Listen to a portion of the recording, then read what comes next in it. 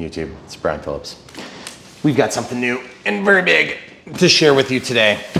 So we're excited about this, but we just want to stop for a second and talk about this before we even cut this box open. Many of you guys know we use the NX10. We love it. It's great. It's amazing. Even the NX7E, amazing, great, wonderful.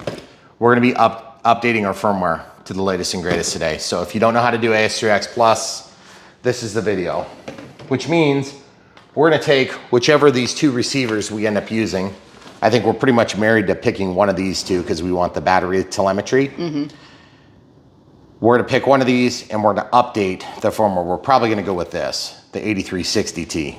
Okay. So that being said, guys, that means we're going to update these to AS3X Plus, which means that we have to update the firmware on this. And then off camera, we're going to go through and do the ones that we have in our stock so that they're updated. We'll teach you how to do it right now. As painful as it may be, we're eventually going to have to do it. And I've been reluctant to do it because honestly, I don't know if Spectrum has done a very good job of explaining how amazing it is.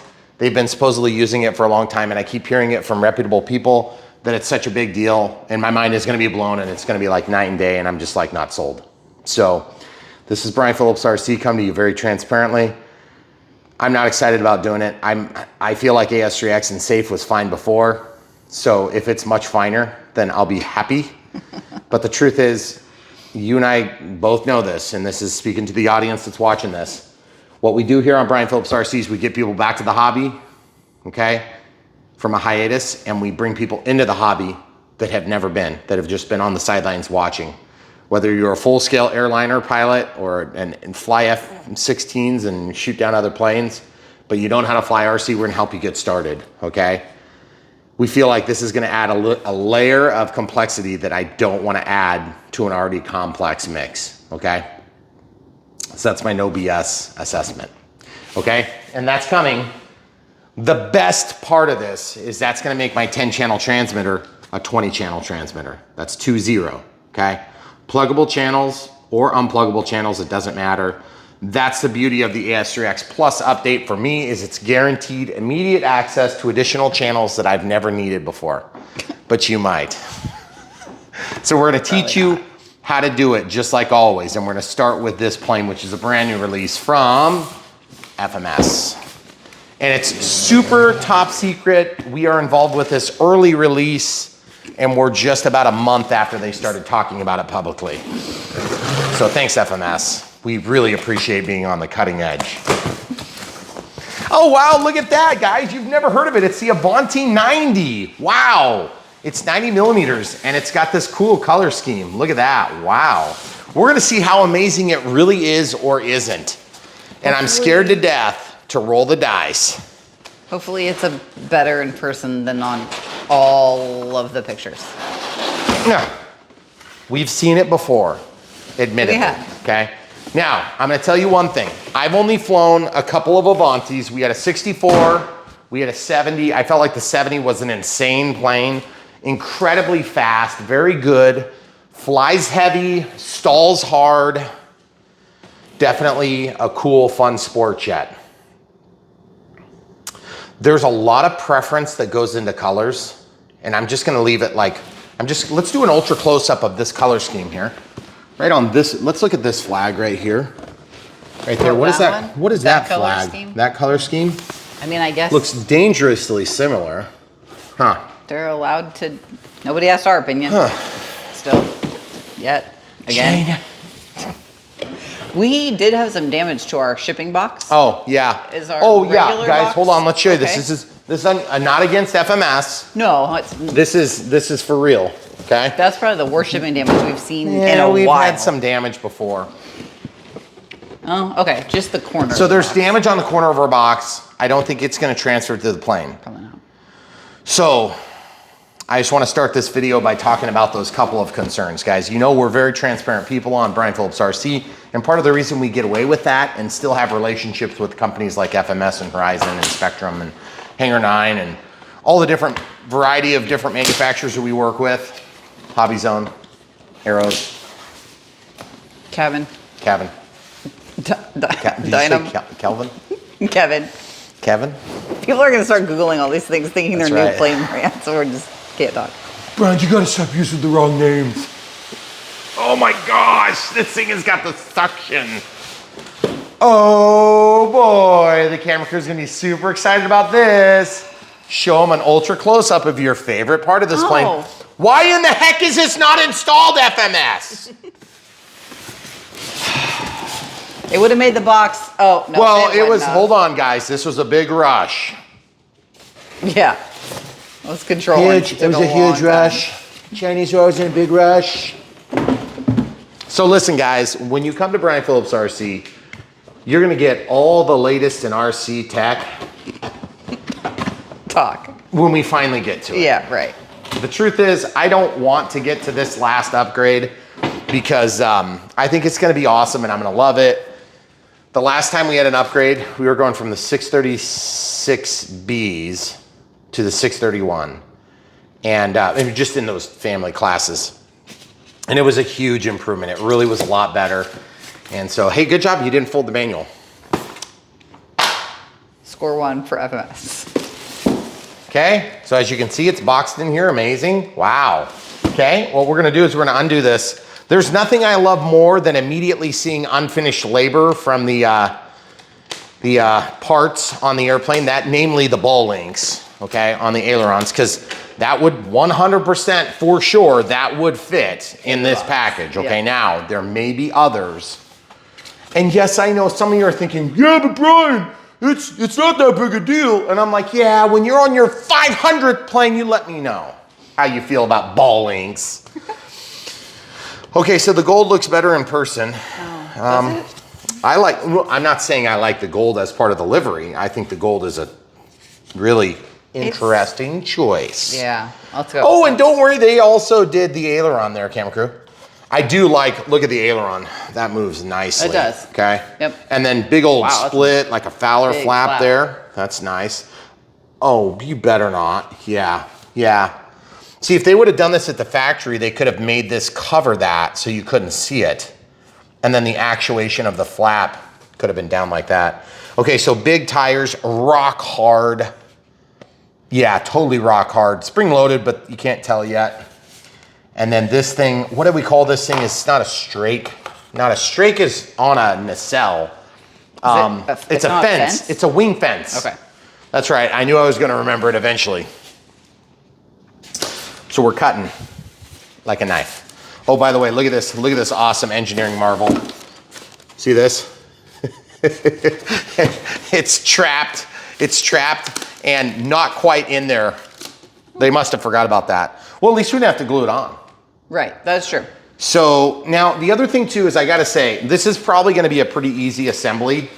And so part of the reason that we're bringing up the AS3X and safe is because the truth is, oh look, we have a DB9, so that's quick disconnect for the wing. Now let's hope that they kept everything separate so that you can do all the cool things you want, okay? Speaking of AS3X Plus and safe, if you're into that sort of thing, we almost always show you how to set up safe and AS3X, and we show how to make it so that you can leave that off. If you're brand new to the hobby and you don't know what AS3X is artificial 3-axis stabilization, which basically means that as your plane is flying along, if it gets pushed by the wind on the roll axis, it's gonna resist with the ailerons, okay? Notwithstanding whatever your thumbs are doing, okay? So there is a certain amount of weight to you as a pilot and the AS3X controller. And it's gonna balance that on both the roll axis, the pitch axis, and the yaw axis. So that's 3 axis, okay? There are some stabilizers that claim to have 6 axis. I don't know where the other 6 are. Also, if you're new or returning to the hobby, this is probably not the plane for you, I would guess. Just, we don't usually make those judgment calls at this point in the build, but I can tell you this right now, it's a 90mm EDF jet. No, it's not a beginner plane. No. Oh, there is a thrust vectoring option you can buy for this too. So I'm not into thrust vectoring. I'm not doing thrust vectoring on this one, but you guys might want to do that. I do like that. This is a pretty small box for a big plane. It is, that is true. That is a large tube. It's a thrust tube. Oh, well. Oh, it's FMS Hobby. Oh. I forgot the .com. By the way, guys, if you want to help support Brian Phillips RC and all the things we do, you can look no further than the links in the video description below. Look at that That's tube. kind of a small tube That's because the wing has a lot of built-in carbon fiber. into it. Horizontal stabilizer and elevator. Do an extreme close-up of the balls, the ball links. I like that. Nice hinges, really nice hinges. It's actually a pivot hinge. And so it falls right into that pocket, really clean. For being a fall model, it's really nice. Fully painted body. Some people are gonna get really excited about fully painted bodies, okay? Oh, the gold on the front is. I'm just afraid the gold is gonna, like, I think it's gonna look dated, like it's from the 1970s. Yeah. Today. I don't know, some things come back into style, guys. It's like, you know, I'm so out of style that whatever I'm wearing, eventually some year it's gonna be back in style. So you just keep wearing it till Clip then? on, that's right. Hard nose plastic, like that, very much. Okay, so we're good there. Okay. By the way, special shout out to our supporters. Thanks for being supporters for a long time. We appreciate it. We just had, that is a small nut sack and bolt sack. Oh, that makes me You happy. could grab that for me. Yeah. Yes. Happy too. And special shout out to our subscribers. Guys, we couldn't do it without you. If you weren't subscribed, if you weren't here being really part of this audience, we would have quit a long time ago. Yes. But one of our audience members helped us land a plane out there, literally, just a few days ago. If you're seeing this video and you haven't seen that yet, hurry up, camera crew. I'm working on it. You were talking about the rod Oh, that's being better. small. That is big. That is a big rod. That is thick and heavy. Okie dokie. Come on. There's two. There's two. Must be two. Horizontal stabilizer. Ooh, it's the 18th anniversary. Guys, listen, okay? I'm just gonna say this. The president of my class and, you know, anniversaries, if we celebrated every anniversary as much as FMS did, they would have already kicked me out. They would have already excommunicated me from the class, okay? Because we do not have one every year.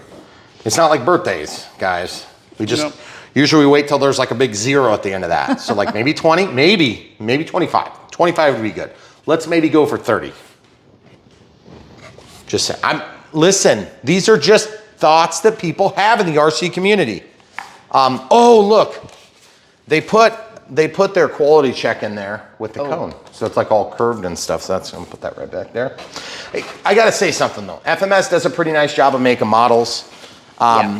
They really do. The stuff they make, they're some of the best. We really like them. Sometimes we get a little irritated with some decisions that they make about different things. I gotta say, I kind of like the lines on the Avanti. I know some people don't like the Avanti. I think it's a pretty sweet looking plane myself. And yeah, it's another sport jet, but I actually kind of like it. And I do love, look at this. We've got a nice landing, not a landing light, but a light that points down. Yep. We have a light that points up. It looks like it's sucked down in there pretty deep though. I hope it's not like dim because of that. And then of course we've got this. Okay, so that's held down by a servo, so we can't show you inside. And then look at the inlets. They are really nice. I mean, they did a good job of cleaning up the edges around these molds. So it is nice. Also, I just gotta say, preference issues aside, you know, the whole 18th anniversary, I'm wondering if that means that like each year they're gonna have like, maybe there'll be a 19th anniversary, something else. But I'm not sure exactly, like I could care less what anniversary it is. I just want a good plane. Right. And note to other manufacturers, I don't really care what anniversary it is. Maybe it's up 100 or some big number. Right. But like we don't really care. It doesn't matter to me at all. I think, especially 18. I mean, like 18 years, are you kidding me? Hasn't China been like around for like 1,600 years or something? yeah, like a million billion. I don't think it's a million billion. It's not quite that many. So if you look at this, that'd be like celebrating like a 2 month old instead of like a 1 year. Well, not 2 month. Be like 3 weeks and 2 days. 3 weeks and 2 days. Everybody singing happy birthday. Hey, there's people that do that. Shh, don't. 3 weeks and 2 days. Well, maybe not that. They don't sing happy birthday for that, do they? Okay, so we got the thrust tube. We've got. I gotta say, it is a. We were complaining, and we always do. Yep. About something. In this case, I gotta say, 1, 2, 3, 4, 5, 6, 7, 8, 9, 10, 11. We're not even gonna read the manual. You can't count that. But 11 is pretty good. That's a pretty low piece count, and that's with us complaining. Yeah. But then again, that doesn't really change the piece count, correct? No. Don't be jealous of your garbage. I mean, screwdriver awesome holder. Setup.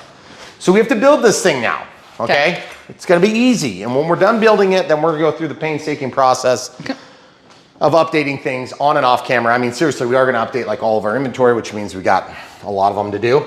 But what we have to do to build this plane should be relatively easy. If you don't already have a plane stand, I'll show you the plane stand we're gonna use on this plane because I'm noticing it doesn't sit down very good. And it's kind of just a big, it's just big overall, so I would. Yeah, it's a bigger plane. Yeah. And 90 millimeter EDF jets are gonna tend to be pretty big. Yep. Okay, so Robart stand, nothing special. FMS actually sent us a stand one time, and it looks like, you know, like what you would use to iron your clothes. Looks like it's pretty nice stand, but I've never used it. It doesn't work for our filming configuration, the way that we film. And I think I'm too tall for it. Yeah. Like it sits at a different height for me. Okay, so pilot, this man has like a mustachio from the 70s. Crazyville. Maybe he's like gets Oh, around. He's what been is around a long that? time. Is that a mistake? What? Oh, it's a hinge. Is that supposed to be out like that? That's weird. Oh, it's a stop. Oh, that'd be first thing to break.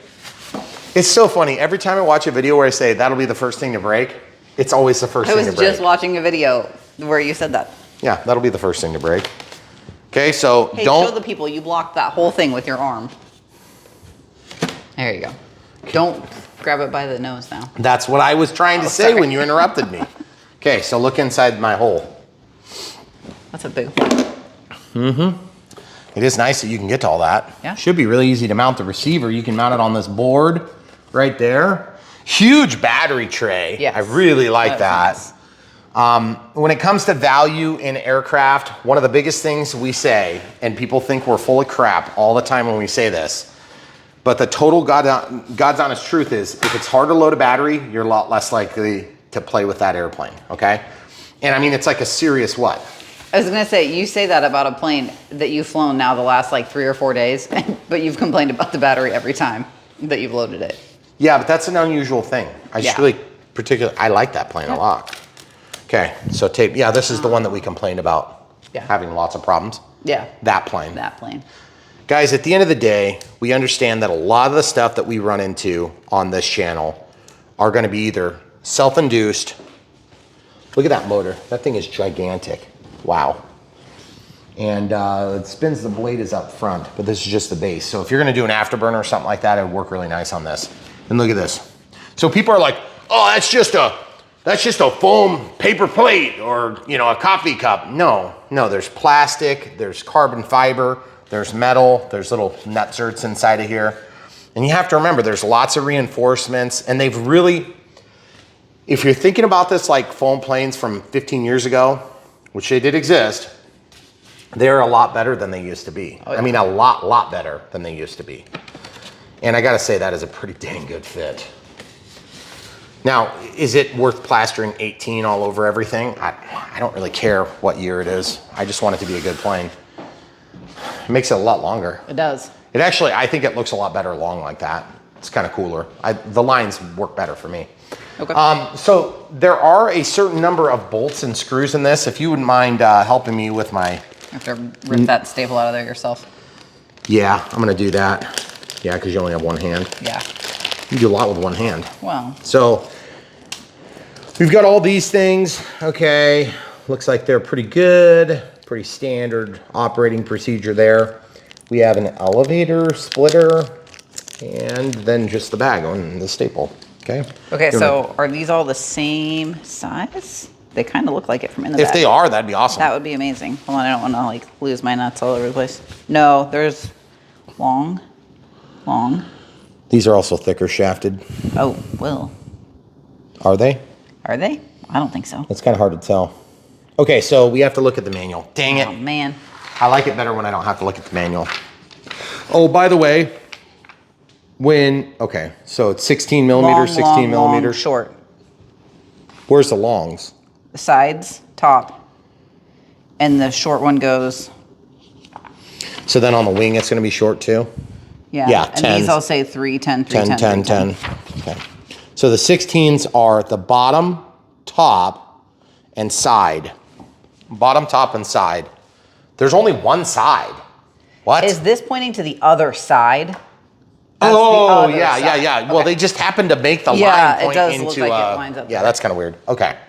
So That's a these here, these are the 16 millimeters. So as you can see, the 16 millimeters are going to be about 60% longer than the 10s.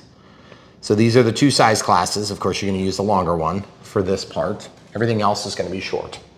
Now, these are also going to be 1.5 millimeters or 2. Nope, 2. Wait. Looks like 2 millimeters. This is supposed to be a shorty up here at the top. Okay. So 2 millimeter drive. So from the sides, we're 16s. Okay. So we go 1, 2, and then 3. Okay. So it's not going, and I'll tell you why.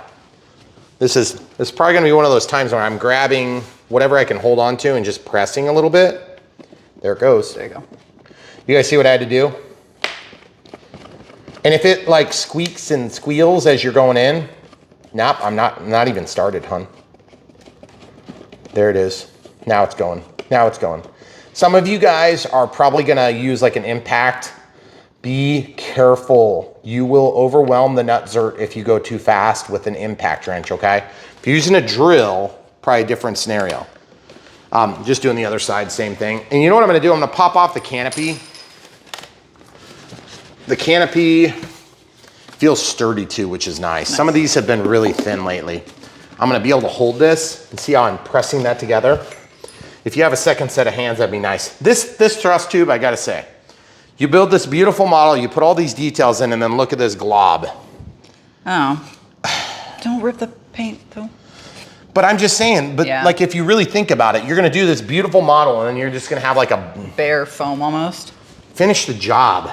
It's just embarrassing to see stuff like that. Like you can't make it silver or something cool.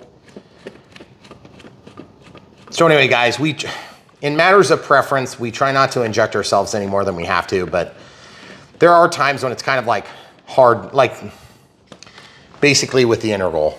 I think a lot of people had issues with that for good reason. I actually ended up kind of enjoying it a little bit. I poo-pooed it a lot at the beginning, but it turned out to actually be an all right jet.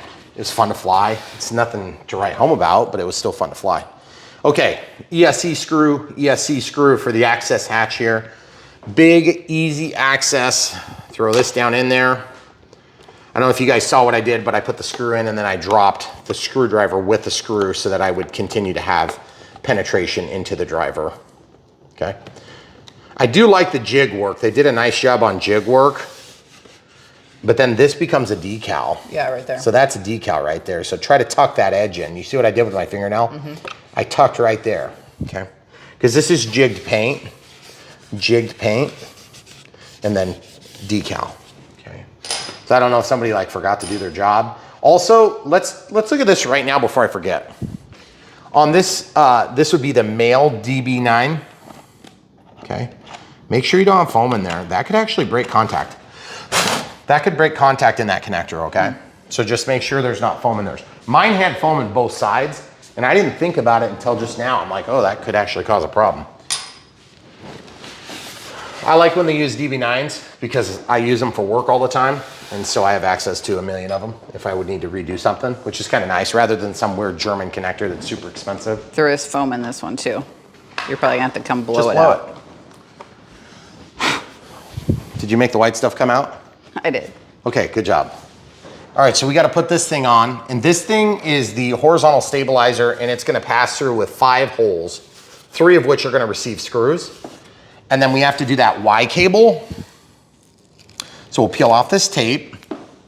Then we're going to get the Y cable, which is right here. Now, if you want to split these and make them telebonds, then that's fine. Go ahead and do it. Here's the trick of the day. If you do that, okay, you're going to take this wire and you're gonna back pull, tape on a Y cable, or just tape on 2 ends here and then pull them through, and then you can separate them that way. I am not doing that. I don't care to do that. If you want to do it, I don't mean to poo-poo anything you're going to do, but just understand that if you do weird things, I'm not going to be able to guide you through the process if you need a lot of help. And by the way, if you're doing weird things on your planes and you need a lot of help, that's your cue to not do those weird things until you get to the point where you don't need a lot of help, which to be honest, might only be 3 or 4 planes from where you are right now. And that's speaking to somebody that's brand new in the hobby, that's just coming up into EDF jets. I mean, maybe not brand new in the hobby. Do you need to put that short screw in first, or is that not going to get covered up? You're supposed to put a short screw to put this tail on. I am? Yeah. Oh, that doesn't go in from above. You're right. I thought the vertical stabilizer was going to take that. Nope. Nope. It's got the, yep. Okay. Good point. So this is the 10. So it's a little bit shorter, 10 millimeters. So we're going to screw that in. Man, that doesn't want to go. There it goes.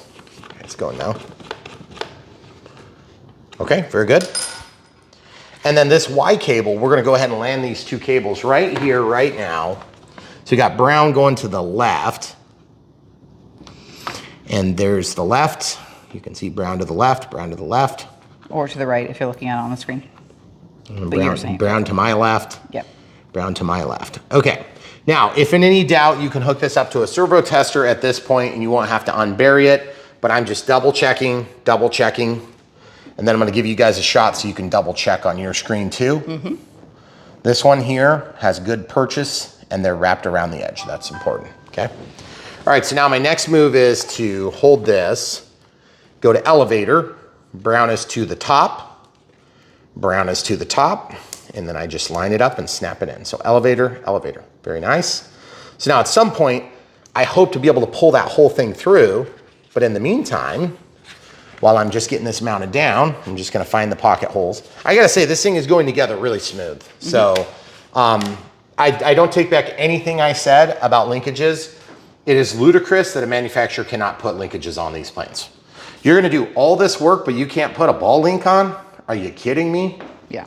And this is from the guy who had a ball link come off right over there and had an SU-27 go.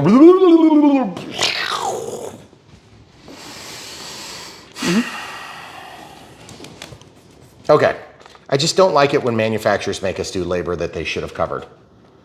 My labor is more expensive than their labor, so you pay them, okay? It's just the way it goes. If you go over budget, too bad, raise the price. That's what they should do, right? Right. Okay. So 3 screws, 1, 2, 3.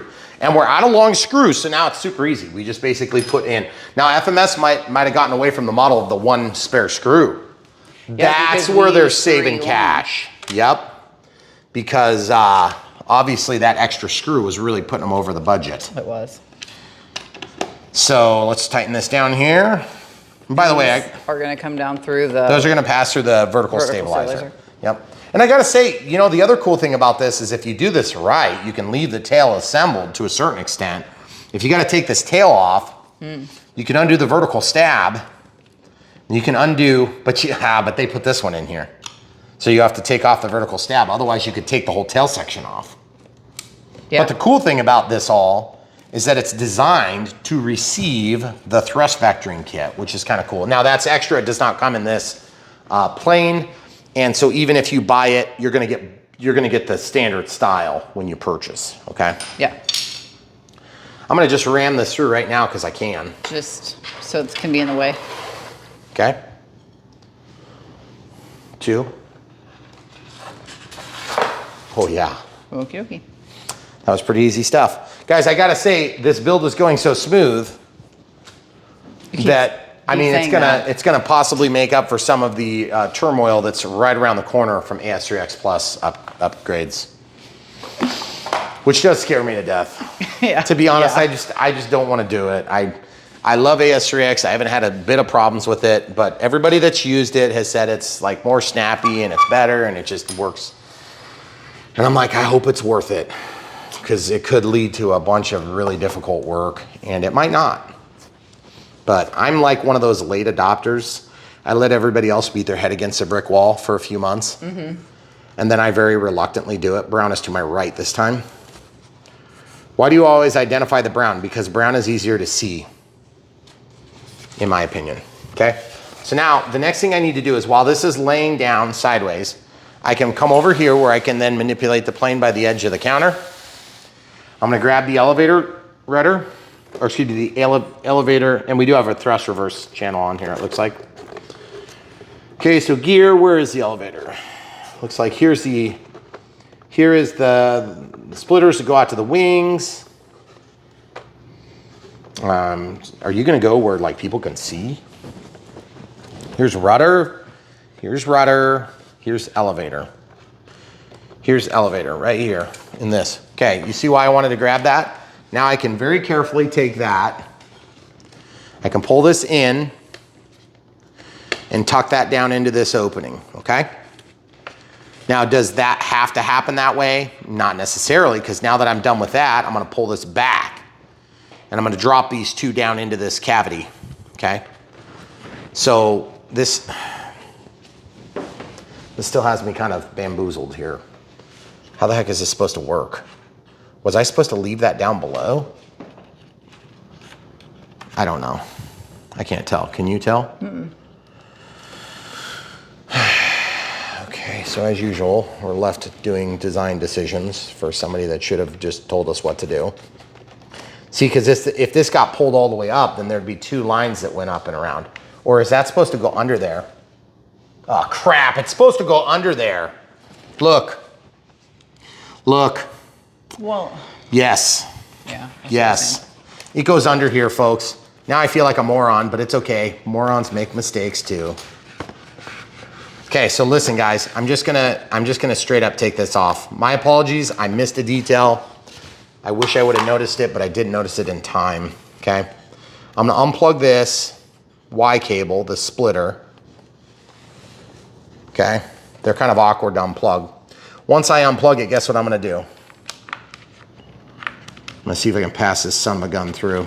And yes, I can. Oh yeah, look at that. They literally did think of it, because I was just getting ready to criticize them for that, and yet they had already thought of it. So good job, FMS. Congratulations on thinking of that thing that you should have thought of, because you make RC airplanes. Because you did. Thank you. You did it. Congratulations. Let's have a celebration, like an anniversary celebration. 18th anniversary sound good? Okay, sounds good.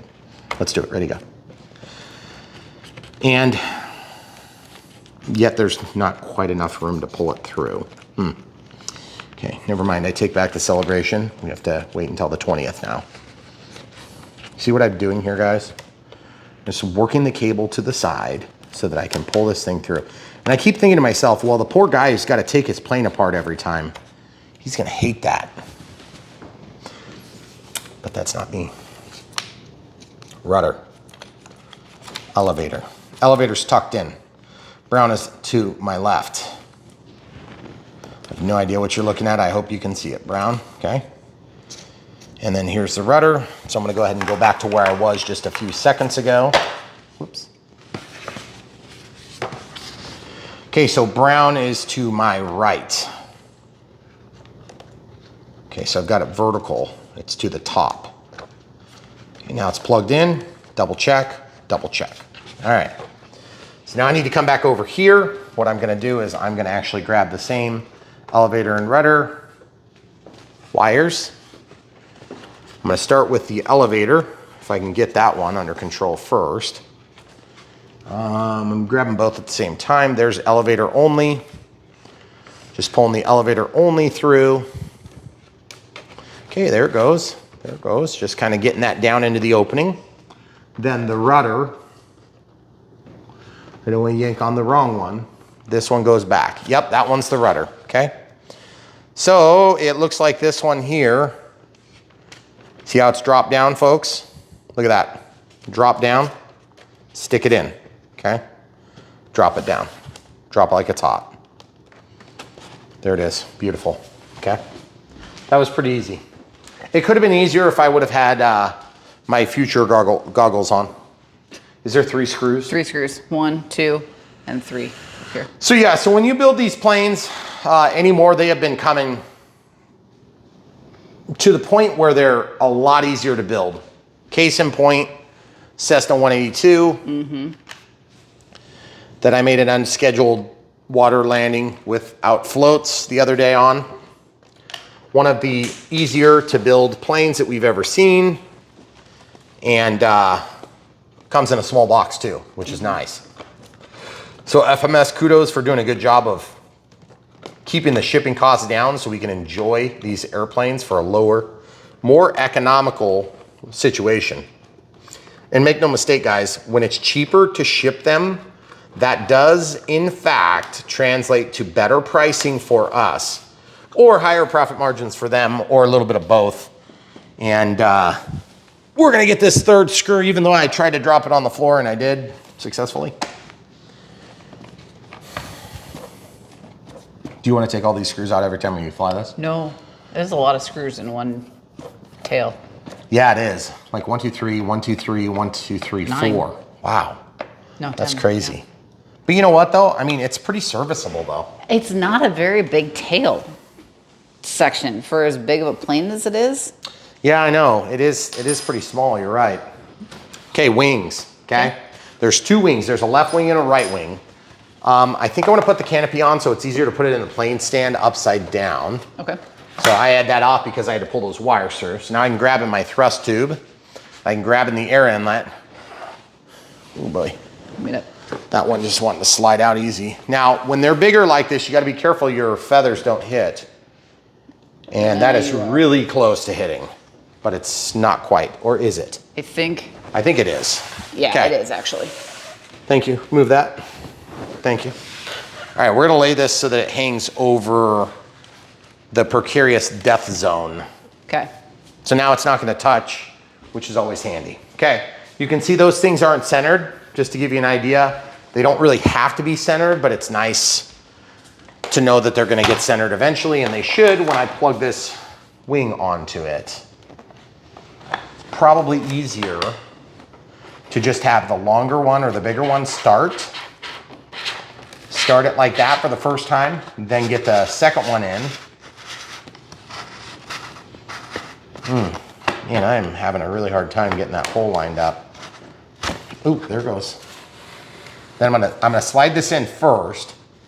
Make purchase, pay attention you don't damage your pins on that DB9. Now, I don't want the vertical stab to get damaged when I let this swivel. So I'm gonna slide this back and then allow it to swivel. You see what I did? Mm-hmm. Otherwise that Robart stand, even though it's made of foam, would still damage the vertical stabilizer. I'm gonna take 2 screws and we're gonna insert them in the bottom of the wing. I'm getting nervous because there's quite a few extra screws there that I don't know where they go. That's usually a bad thing.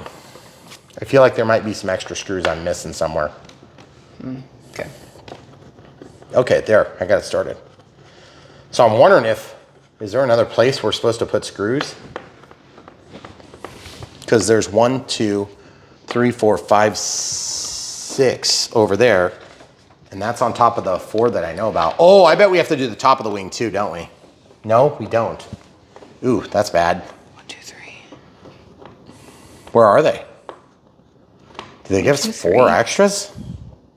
That'd be highly unusual. I'm not sure where else 4. you'd land screws. Okay, so those are both torqued down.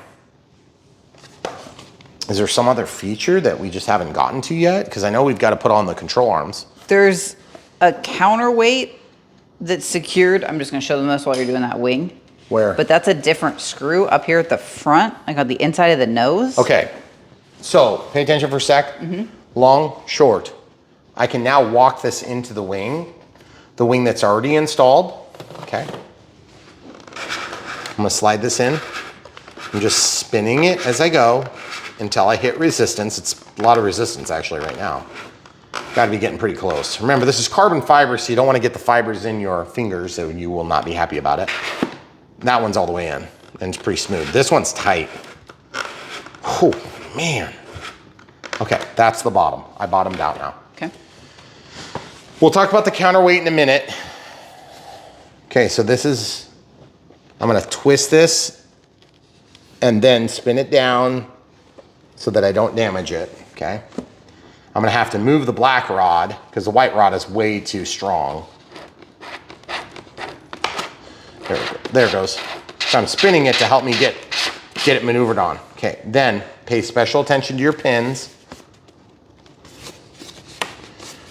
Okay. Don't force it. Remember, the first time you're gonna find your proper alignment, okay? If you have to force it, you know, you might need to spend a little more time on foreplay. So there's 4 left, good Lord. That makes me nervous. So you're thinking it's a counterweight. Yeah, but there's only 1 screw and it says it's a 2 by 8 millimeter, like it's already gonna be in it or something. So if this has the thrust vectoring, is it possible that they included extra screws for that option? Either that or when we put the gear down, there's another screw point. Because that could be. Because I've seen that on planes before where you gotta put the retracts down to actually access the last set of screws. I'm not seeing that anywhere. Okay. So we did 4 in the tail to put the actual tail section on. 3 long ones and 1 short one. And 1 short one. Okay. Yep. Then we are putting 4 in the wings. Hey, pay attention for a second. Look at my elbow up against the nose. Grab this, pull it in, get that first tooth started, and then give her heck. Okay. It wasn't hard, but it's a little awkward if you're not used to doing that. It might feel like you're gonna break something. You're not gonna break it. Yeah. Okay, so we did 4 in the wings. Then we did 3 in the tail here. Yeah. And then we did 3 when we put the vertical on. Mm-hmm. This is again with the, Is that the thrust vectoring option? Vectoring. So then here's the little counterweight. That's the whole assembly. So okay, so why do we have 4 extra extras? screws. Of course. The build goes super easy. We get this beautiful model put together and then they taint it. I hate it when they taint it.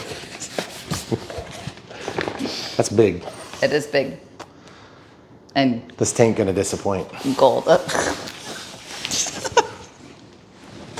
Oh, I gotta love it. China. Well, look, it does crow. Amazing. That would be kind of cool looking on this Okay, plane. do any of those things need screws? Because we have to put, but that's all ball link control horns. The balls don't need screws. No, I don't think so. I don't know. And to be honest with you, I'm just like, I'm not sure. I'm at a loss for what that might possibly be. Unless it's something about the counterweight. So where's the counterweight then? Does it come on the nose? The one that's not there? Right. Maybe that goes with the thrust vectoring. Yeah, it's going to help. Part of. Yeah, because it's going to make it super tail heavy otherwise. Which I guess, to be honest with you, depending on who you are, that might be what you want anyway. Makes sense. So, okay. So we're at the point now where we would normally kind of jump into radio setup, but because the radio setup's going to be a little different, I want to get a little bit further. Okay, so look inside there. What do you see, and what are we going to do next? Shelf liner, I would guess. Shelf liner is correct. Shelf liner is the solution. If you didn't already know it, it's the solution you didn't know you had. Life's problems. To the problem you didn't know you had. What is the battery size in this thing?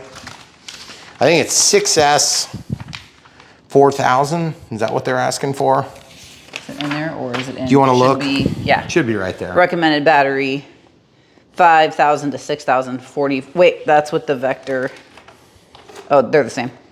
5,000 to 6,045C. Okay, so I ripped out my Velcro piece, guys. Right here.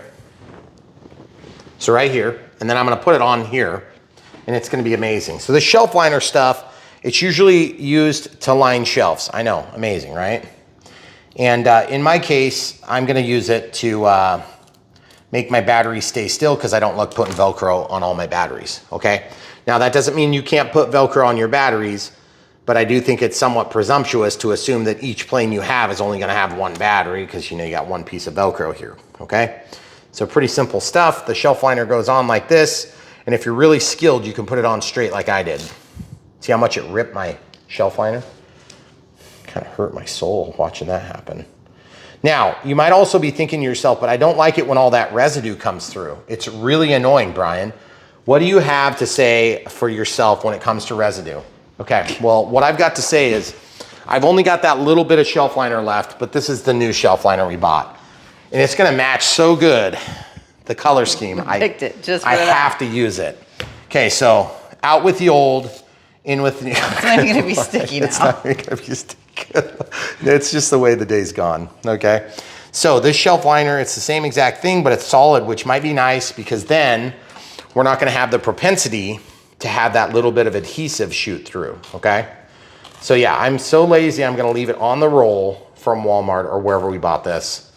And no, we got this from Amazon, did we? No, it's from Menards. That's from Menards. Who's Menards? Men's. Okay, there it is. That is Looks amazing, okay? that's so ugly now. You think that's what made it ugly? No. Seriously? Goodness gracious. Okay, so now you can see that's gonna go in there and that's gonna keep the adhesive. I actually like that a lot. It's not gonna, the adhesive actually comes through those things. When the batteries get hot, Yeah, I know that does. it makes a mess. So I can have the rest of your shelf liner back? Something like that. So, you know, sometimes your wife needs shelf liner too, guys. Just share. We have scissors, so we have one other huge modification to make right now. Oh. Don't stick anything up the thrust tube. Don't stick anything up the thrust tube you don't want to get chopped off, okay? Man, it's way back there. Good Lord, how the Short. heck am I supposed to plug in my battery? This thing better pull forward. Are you kidding me? Is that really all the Are you longer it kidding is? me? That can't be right. Come over here. That can't be right. You gotta be kidding me. There ain't no way. I think it just caught, hon. It's caught. It's caught. Okay, don't break it. Do you need forceps? Forceps What is might it help. I'm gonna have to get a on? long reach though. What is it caught on? I don't know. Doesn't really matter, to be honest. It's caught on the actual heats. It's not the heat sinks, the capacitors. Oh. Those are not forceps. Yeah, listen. I just need to lift up the front edge a little bit. So I'm gonna go back as far as I can. I'm gonna get under the wire. And then I'm gonna go up under the wires, the big discharge wires. Or, well, in this case, that'd be where you energize it. But it's where your discharge from your battery goes. Oh, for God's sake. How is it that this is a problem? What a stupid problem to have. Okay, so we're gonna pause and get the right tools. Forceps. I'm gonna try using forceps to be able to grab one of the leads and see if I can lift it so that I can pull it forward. And it's not feeling like it's gonna pull forward, hun. Okay. Let's look inside of here.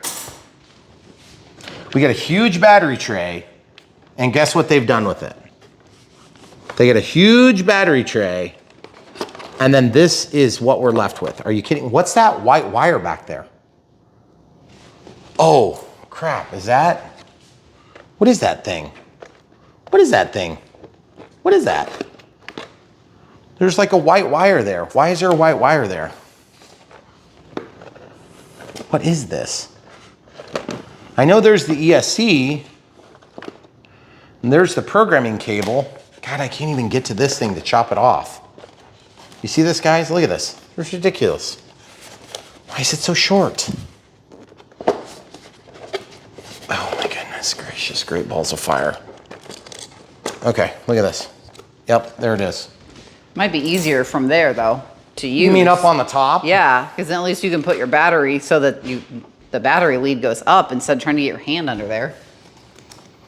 I was all excited thinking how easy it's gonna be to load the battery. they did that. And then they did this. Like, seriously, you're gonna think of everything else, but then, you know, battery's optional. Well, Most people use them as gliders. if you get a longer lead, I don't know. Well, it's a pretty long lead, I think. I know it is, but then you still have to make it the right length.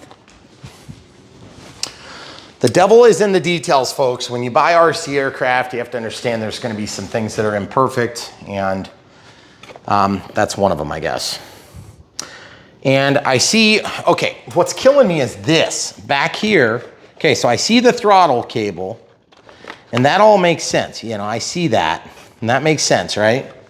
So I see this throttle cable, but then I see this unplugged thing right there. And then I see another cable that's just hanging out loose. And it's got me freaking nervous. What is that thing? What is this? Look, right there. What is that? Where does it go to? Nothing. See? Yeah. That's why it's a problem. What is it? And it's tangled around. It's tangled around my positive lead. So I'm wondering if it's like another control point on the ESC maybe? Is that what it is? Would there be extra plugs if you do the thrust vectoring that would be unused right now? I don't know. That's possible. And then what is this for? Why is that there? I get this. This is for thrust reverse. This is for throttle. That all makes sense, and everything else is plugged in. So we have ailerons, elevator, obviously the throttle here. Rudder. Flaps. Here's rudder. Here's flaps. Here's gear. Okay, so that gives us all the different gear, rudder, elevator, ailerons, flap. Where's rudder? And then, 2, 3, 4, 5. What? and then throttle is Then throttle. short down there. Of course. Of course. God. The whole ESC just needs to move, is what it's acting like it needs to go. Like it's in the wrong spot, but I can't get mine broken free, and I'm afraid I'm gonna yank it. I know. And dislodge the Something cables else. to the ESC. You know, that actually go out to the EDF rather. I might have to try to put this vertical, guys. Okay, that's what I'm gonna do. I'm gonna just put this vertical, and I'm gonna see if I can tip it. Because if I do that, it goes up to the top of the plane. No, It's not. it's not going. You're pulling hard. Not really.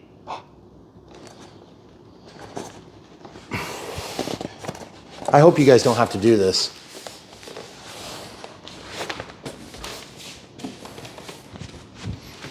It just doesn't seem like there's enough length there for both the receiver and the battery. The receiver I can get over really quick because that's just, you just make it work one time. But I'm talking about every other time I got to do this. Right. And then what does this thing go to? I have to assume that's a light controller. And this is going to go out to whatever light it's plugged into. And then there's another light that's just evidently not hooked up. And that's what I think that other wire goes to. Nope, that most definitely comes out of the electronic speed controller. So I don't know what it is. I'm not sure. And then we have 4 ambiguous screws. So 4 ambiguous screws. And now we're to the point where we have to do a really frustrating step. Not a good transition. Because basically we're ready for radio setup. Because until we have the radio installed, there's really no way for us to center these without using servo testers. Now, servo testers are all fine and good, but why do I want to hook up a servo tester just to center all these surfaces when I can just do that while I've got my receiver hooked up? So in this case, I think what we're going to do is we're going to go through the painstaking process of actually setting up AS3X Plus, meaning we're going to upgrade, we're going to factory reset, and we're going to upgrade the firmware.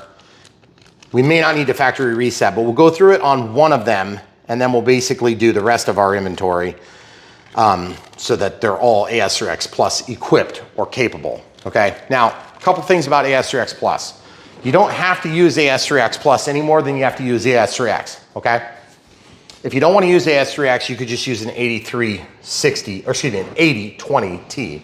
That's going to give you the same telemetry, but now that I see the way this wire is routed, that means we're going to have to tap this and then run that way back and come around. I mean, we'll still be able to do it, but it's like it's already going to be one of these where it's daunting. Yeah, an extra step anyway. And the other thing too is it's an electric ducted fan, which means that when we have an EDF, I tend to push the limits on time, okay? So that's the only reason I'm seriously considering it right now. Otherwise, I would just figure it out from the first couple of flights, play it safe, land, get the actual reading, and then just set a timer accordingly in my radio system. But I don't think we're gonna be able to do that. We're gonna pause and come right back. All right, so we're gonna start this now. I'm not like super excited about this process, as I have never been excited about this process. I don't like updating firmware. I do it for a living on industrial equipment. And in my experience, it usually just leads to problems. But in this case, hopefully it will lead to a solution for you. Because there's a reason you're watching this video. And it's either because you want to learn about the Avanti S, the 18th anniversary 90mm Avanti. Not Avanti S, just Avanti. It is Avanti S still. Yeah, it is it still just doesn't say it on the box. But anyway, it's a 90mm jet. It's awesome, we hope.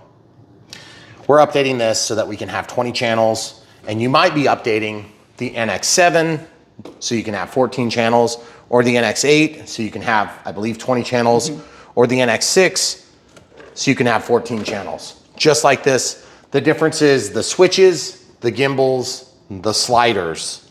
So keep in mind, you still need to buy the one that has the right number of inputs, human machine inputs, okay? So if you need more buttons, you need to get the NX8 or the NX10. I would suggest no less than the 10 because then you have all the ordinary inputs that you can have. And if you go up to an NX20, you're gonna have the same thing. If you go up to an iX20, you're gonna have the same. Well, that's not true. I think they do actually add a couple more switches. So, but just keep in mind, you also have these little buttons here that I almost never use. They're clickers up and down, and then you can use these buttons as well. You can even use this button to do things too. But you're not gonna fly the plane with that, okay? Not generically speaking, okay? So it's very important that you guys understand these things because really at this point, we're gonna update the firmware here so that when we update the firmware here on this 8360T, which is what we're gonna be using for this model, but then I have to go through and update the firmware on all the rest of them so that I can have AS3X Plus on future models. Now, where it's gonna be critically important for a guy like me that doesn't do a ton of 3D flying is when I can separate out the nose wheel. So that's why we're going with the AR8360T is because we wanna have throttle, elevator, rudder, ailerons, flaps, retracts, thrust reverse, and what's the other pluggable? Throttle. We already did throttle. Nose wheel. In no particular order. Okay, so that's 8 channels. Those are 8 pluggable channels because we want the rudder to be separated from the nose wheel.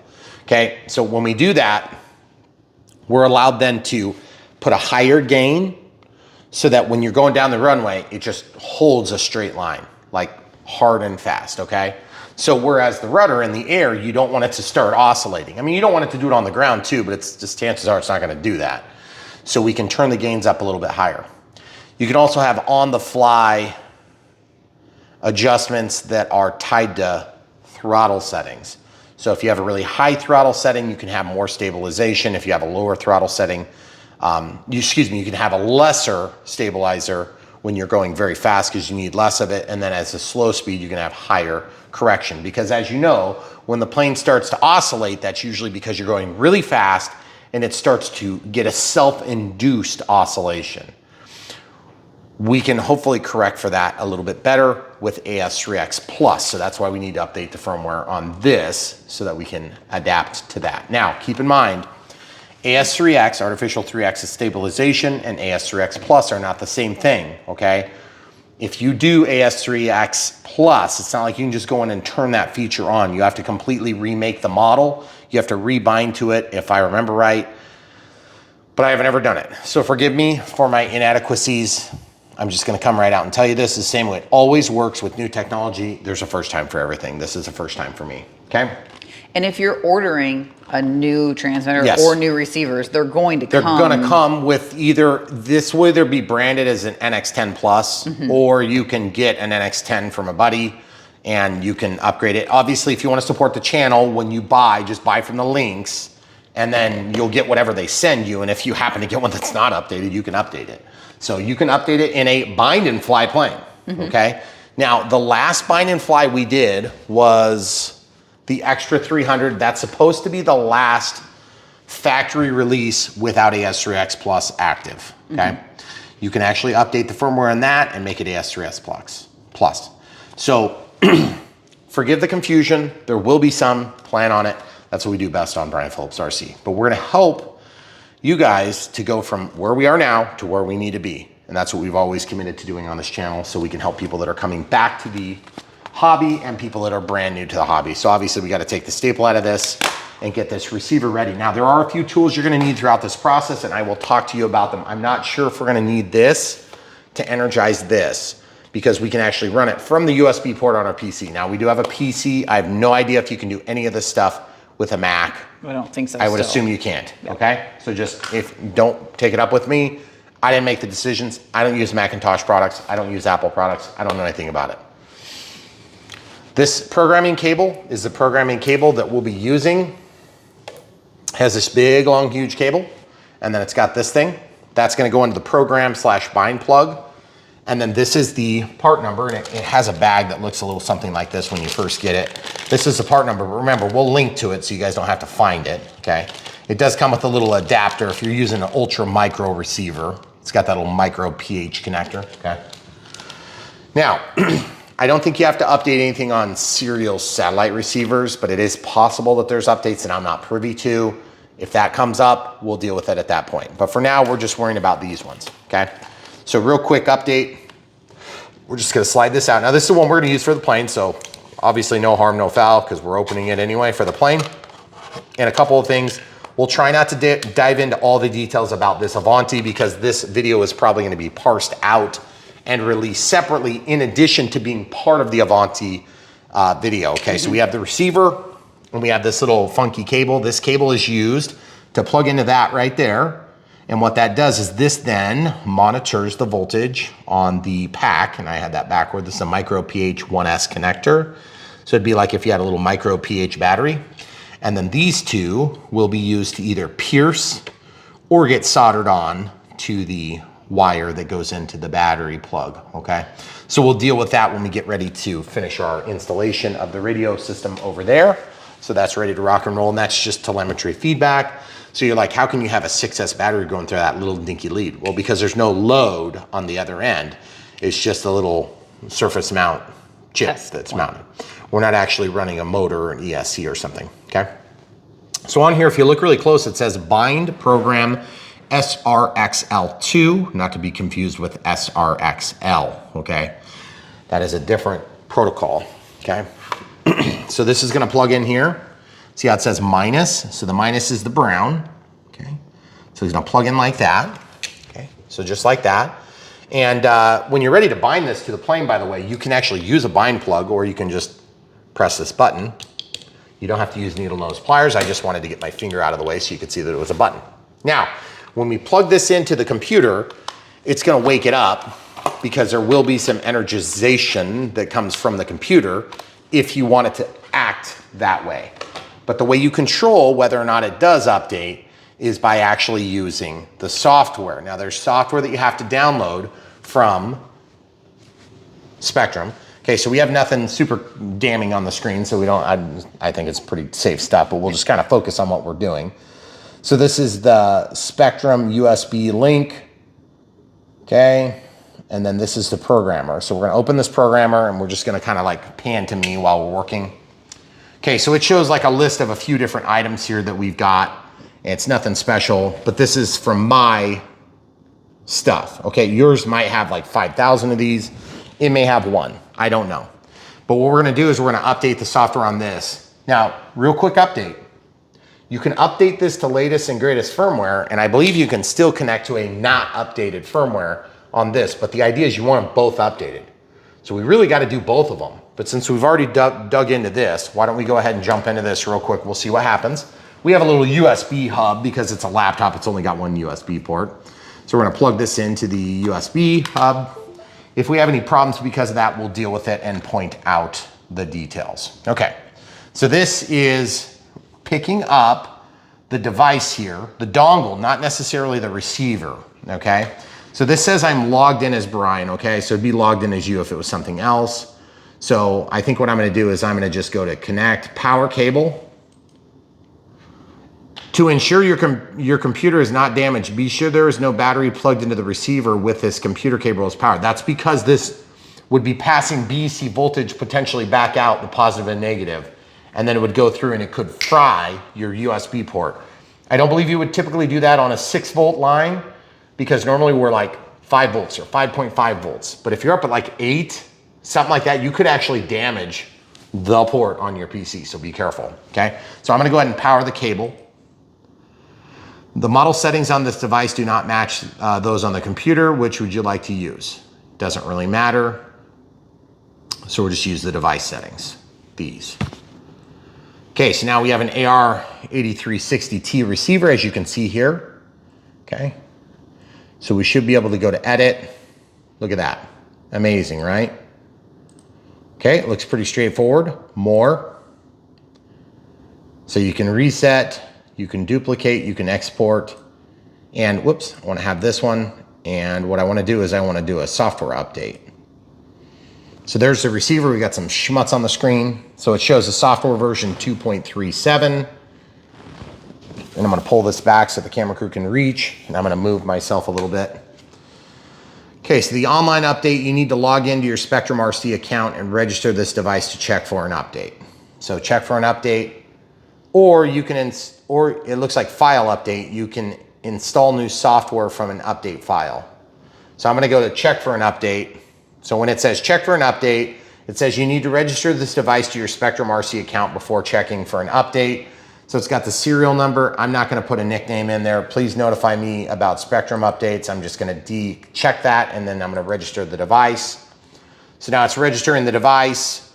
It says online upgrade version 2.48 is available. Do I want to install? Install. Okay, blah, blah, blah, blah, blah.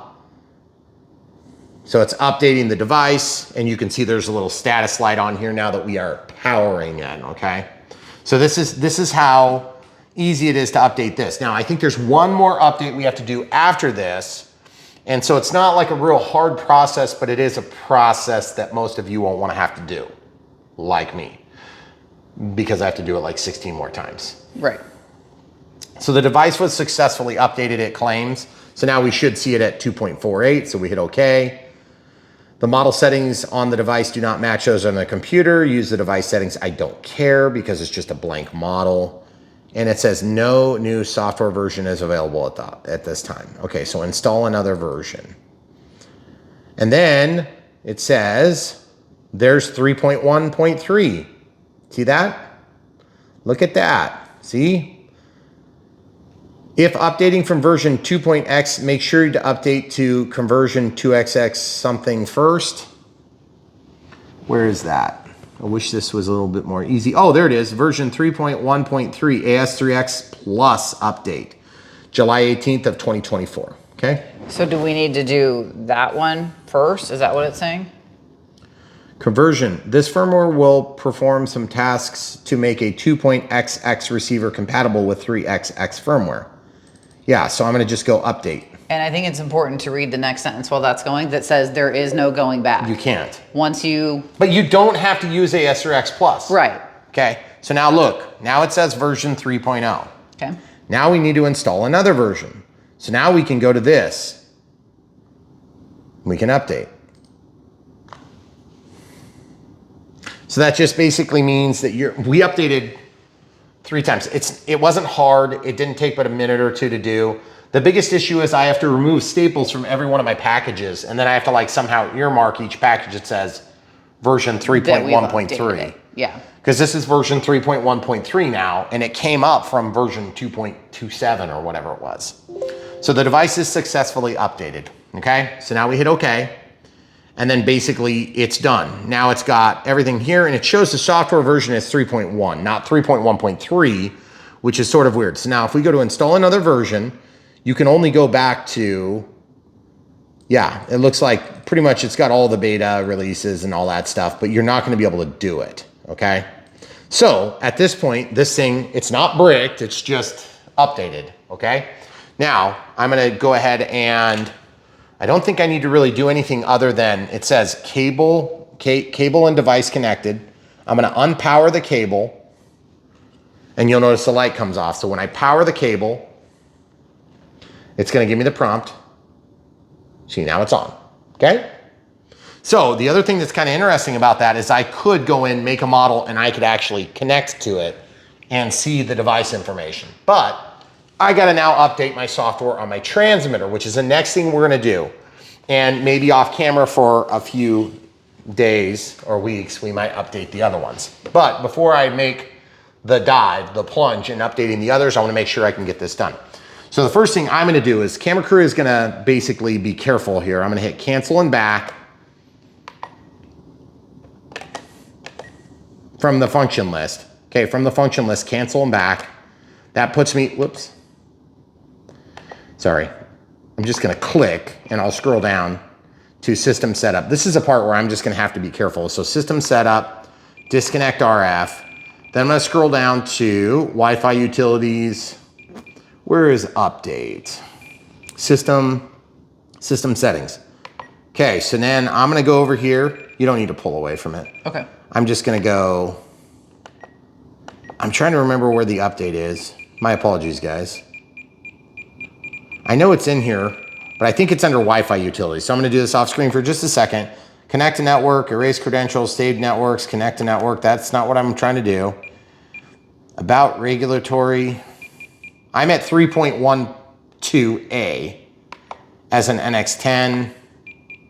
I'm scrolling through, just verifying. Yep, so that's everything there. So I gotta figure out, we're gonna pause and I'll find it and come right back. Okay, so what we're doing now is we're connecting to the Wi-Fi. So I went to Wi-Fi settings and then I connected because I don't have auto connect on. The reason we don't have auto connect on is because I don't really want auto connecting and I don't use the Wi-Fi on my transmitter that much. So I just assume not have that RF going and not have that, function turned on all the time. I don't really need it connected all the time. There's some drawbacks to that, and namely, when I need to do something, I have to remember how to do it. And so once it attempts to connect, it always takes forever to connect. So that can be a function of our routing through, we use a T-Mobile 5G service. Previously we used Starlink, and before that we used Viasat, which was very expensive and very crappy. Starlink was okay. T-Mobile's been the best so far. But when you're out in the boonies, it costs a lot more to get internet. And so T-Mobile's been great, and all we had to do was buy a $500 antenna to help us. To look at on our deck. Yes, that's an antenna. It's called a waveform antenna, by the way. They have a corner on the market. So if you go to try to find another one, you're just gonna find a waveform called something different. So as you can see, it's not connecting. So I'm gonna hit back. And I'm guessing that the password or something isn't quite right.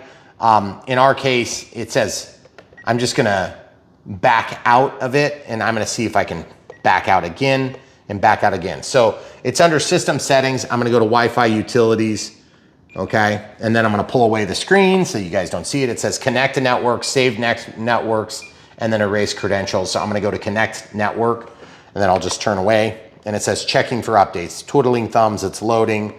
So then it brings up our available Wi-Fi choices. And it shows the decibel reading of the connection. So I am going to, again, try to connect and see if it goes this time.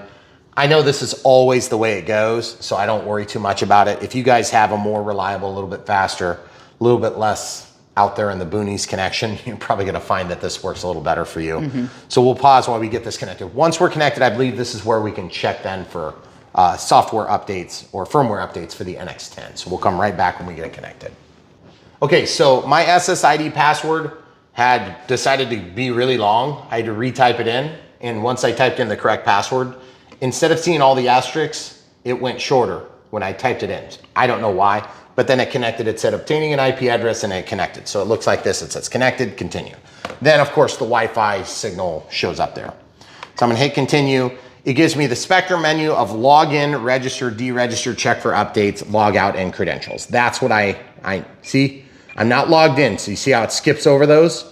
Oh. So I have to go to log in. Now remember guys, this is Spectrum RC is different from Horizon Hobby. And then, so just so you guys can see, you can't tell what the password is, but this is what happens. The password looks like that, okay? You have to type it in properly, which sucks because if you have a long password, it's really a pain in the neck to type in. So I have to type in my username and password, so we'll be back after we type that in. So I highlighted login, I logged in. I am now able to check for updates, except it evidently didn't work because I used the wrong password. There's two different passwords. One of them is a firmware password for my Spectrum firmware stuff, and then one is just Spectrum. So I gotta try the other one. So I tried my other password, and now it's allowing me to check. So after it says twiddling thumbs, it's gonna look like it worked if you put in the wrong password, but then it's just not gonna let you do the things you need to do. So in my case, I'm gonna check for updates, okay? So that's where you're gonna click. Now, if you're logged in and you're always on Wi-Fi, this is like literally a 3-second thing. It's just like scrolling through any other menu. The only reason it's different for me, I'm gonna click, check for updates. It says thumbs twiddling and loading. And so I gotta keep this turned away because I never know. Okay, look, so it shows what's installed, okay? So basically what I wanna do is the latest and greatest, okay? So then it's gonna do that and I just have to turn this away. I'm sorry, just because there's sensitive stuff sometimes. Okay, so it's installing this. Now, just so you guys know, this is where you get burned if your internet is less than stellar. Because if it doesn't go through the process, it's a real pain in the neck, because then you have to go and you have to find this, then you have to insert it on like your hard drive, your external hard drive, and then basically hope to God that everything works. So I'm like always really dainty with this stuff because this is the time where it's gonna be a real pain in the neck. If it fails to do this install, it's gonna be a pain. I've been through it twice before. I think when we went from the 6 to the 8, we had problems. When we went from the 8 to the second 8, we were fine. When we went from the 8 to the 10, we had problems going to the latest update, which is 3 times. So the firmware updates are not a hard thing to do.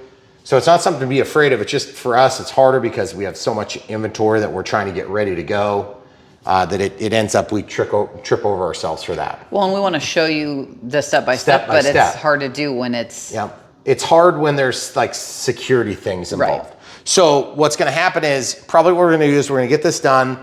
We're gonna make sure this works, and then we'll go through and we'll just update our other receivers and probably take a sticky note, cut it up with scissors and say updated, and then we know.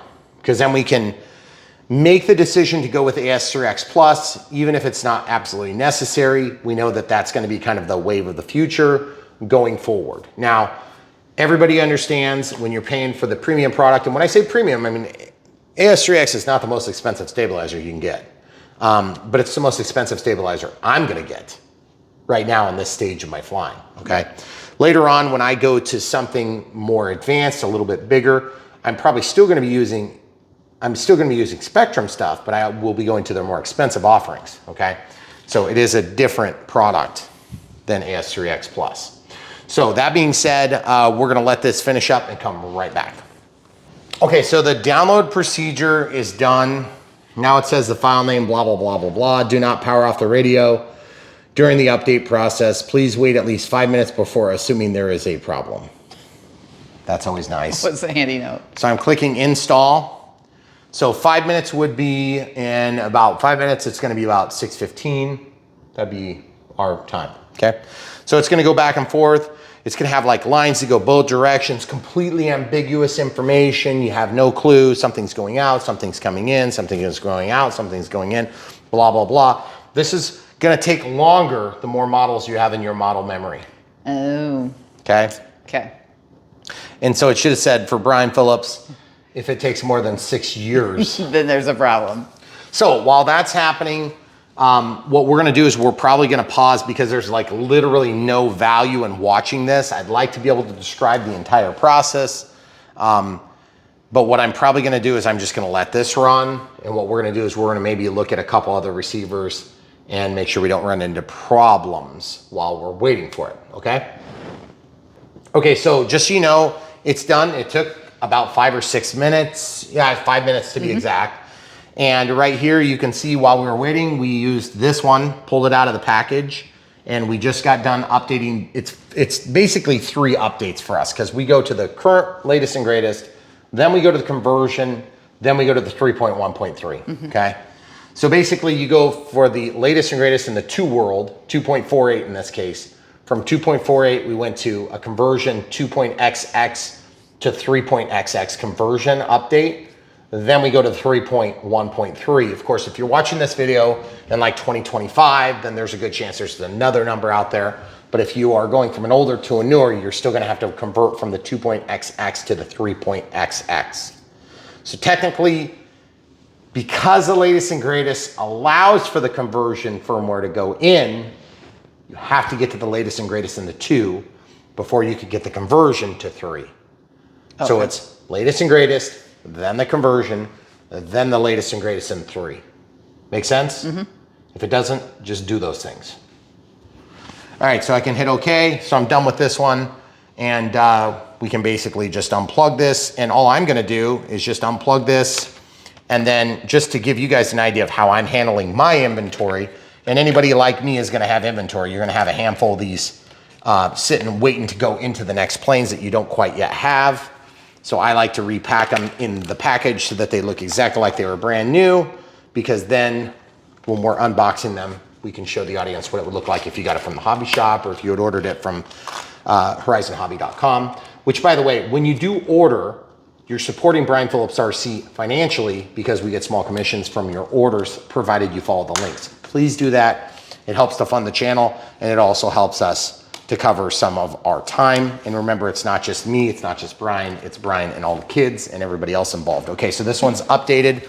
So my thinking was, you guys can all do what you want. Now that I know this is a 3.1.3, there's two ways. I can either mark this, which I'm gonna do. This is a 3.1.3. That's pretty dang hard to see. So I am going to do, am I gonna do a different one, hun?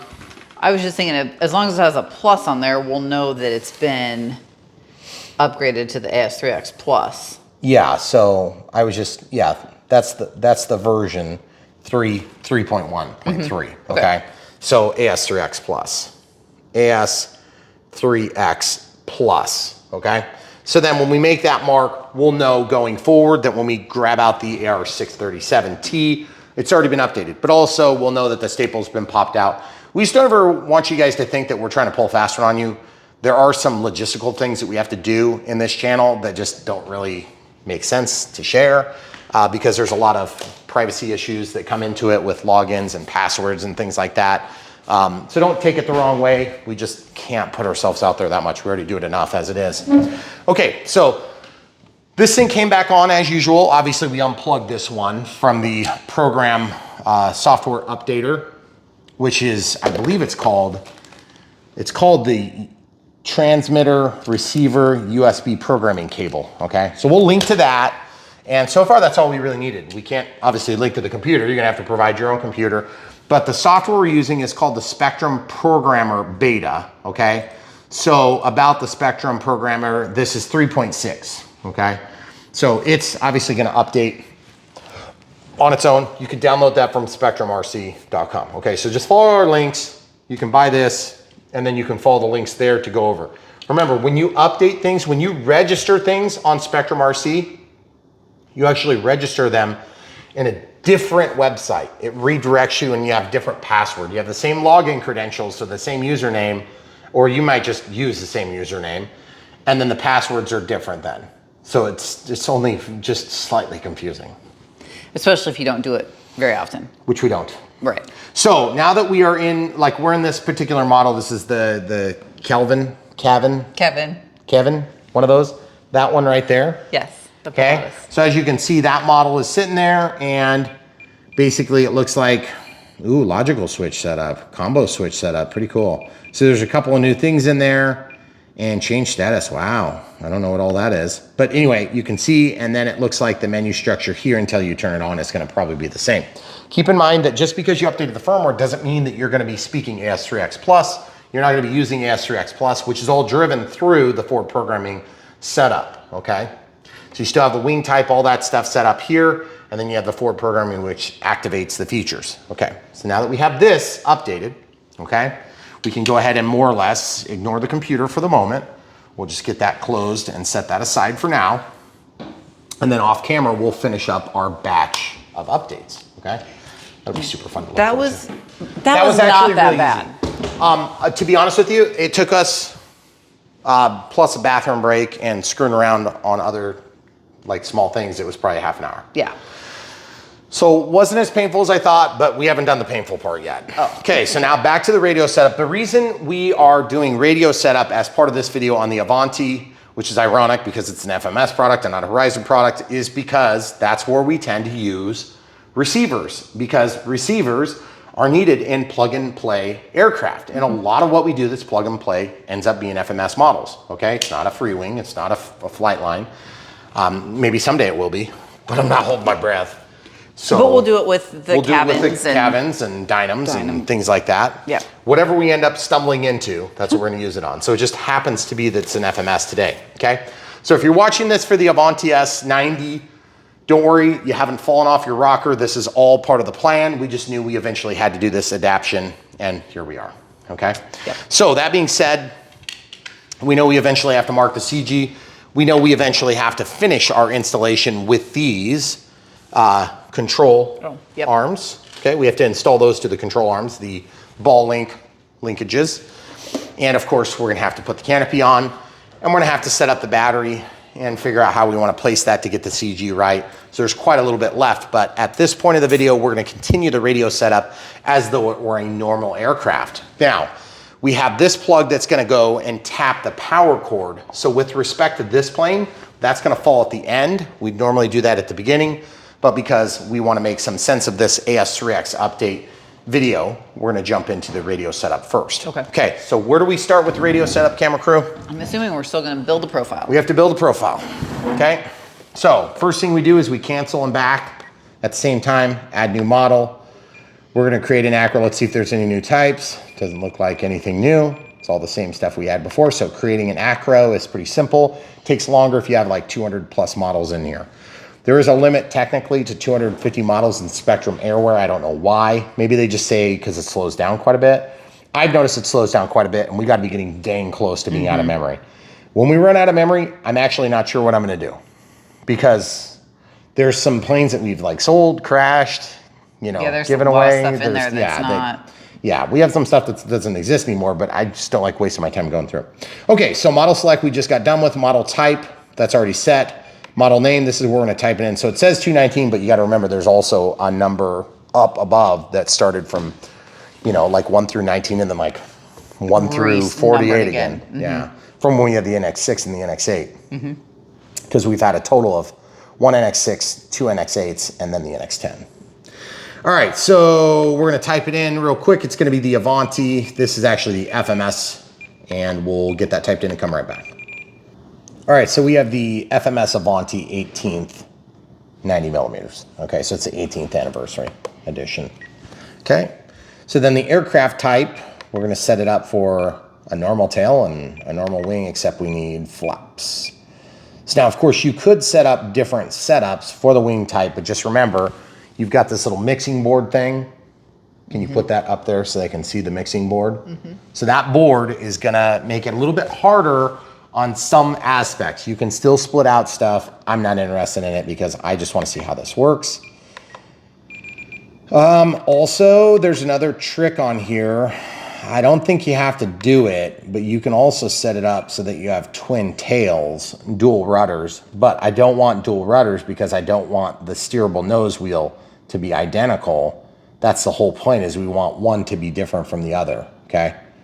So we can do a normal. Okay, select image, standard file.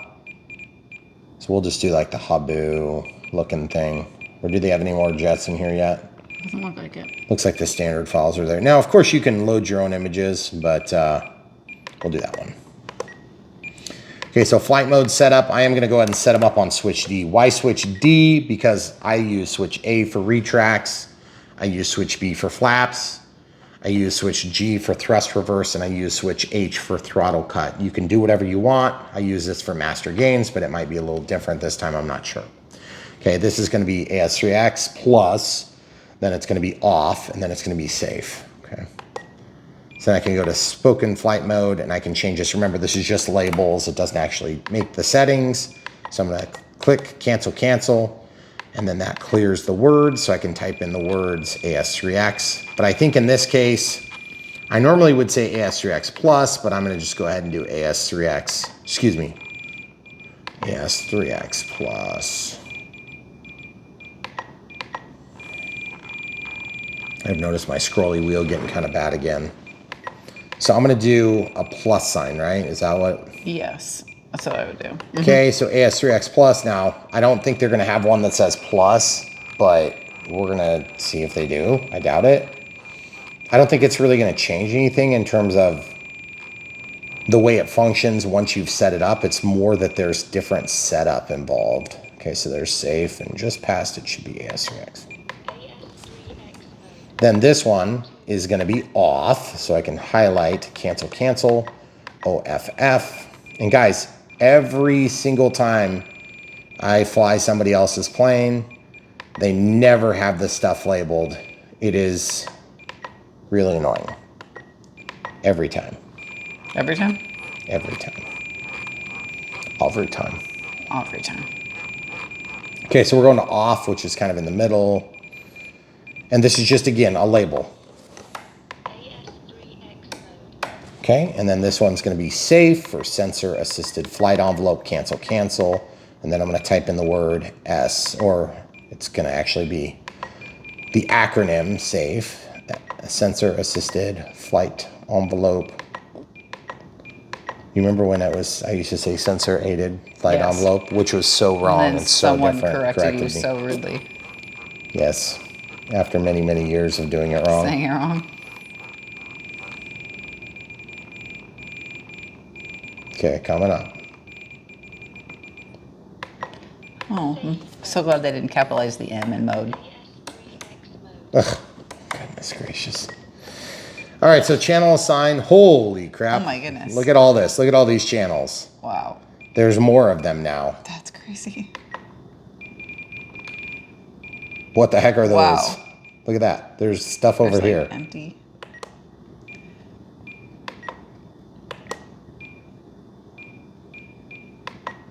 Oh, look at Gosh. that. Wow. DX18 compatibility. What now?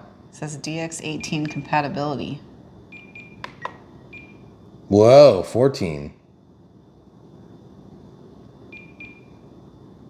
So this is what we had, the hybrid, and then look, now all of them go up to 22. Wow. And then these ones are the digital ones, the higher speed. So that's kind of cool. But I'm gonna just put it back to, crap, what was it at? Default, right? Was that what it was? And then that was active. 12 at 22. Oh, when I changed it, it turned the X Plus off. That's pretty cool.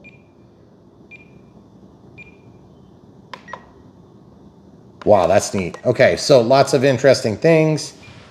Just scrolling through real quick. All right, so we're gonna walk out. Okay, so we have an initial, holy jeez, look at all that. 1, 2, 3, 4, 5, 6, 7, 8, 9, 10, 11, 12, 13, 14, 15, 16, 17, 18, 19, 20. Wow. That's so cool. Awesome. Okay, so we have no way to really impact change on these because we haven't set anything up. But you can also see how it says AS3X Plus. That's my label, guys. That's my label, guys. Right. Do you see what I'm saying? Yep. I want to point that out clearly so that it's not confusing. Okay, first thing I'm going to do is I'm going to turn on throttle cut to switch H. Okay, then I'm going to look down here and I'm going to look at, yep, minus 100, perfect. Throttle cuts off, throttle's up, throttle's down, beautiful, right? Throttle cuts on, minus 100.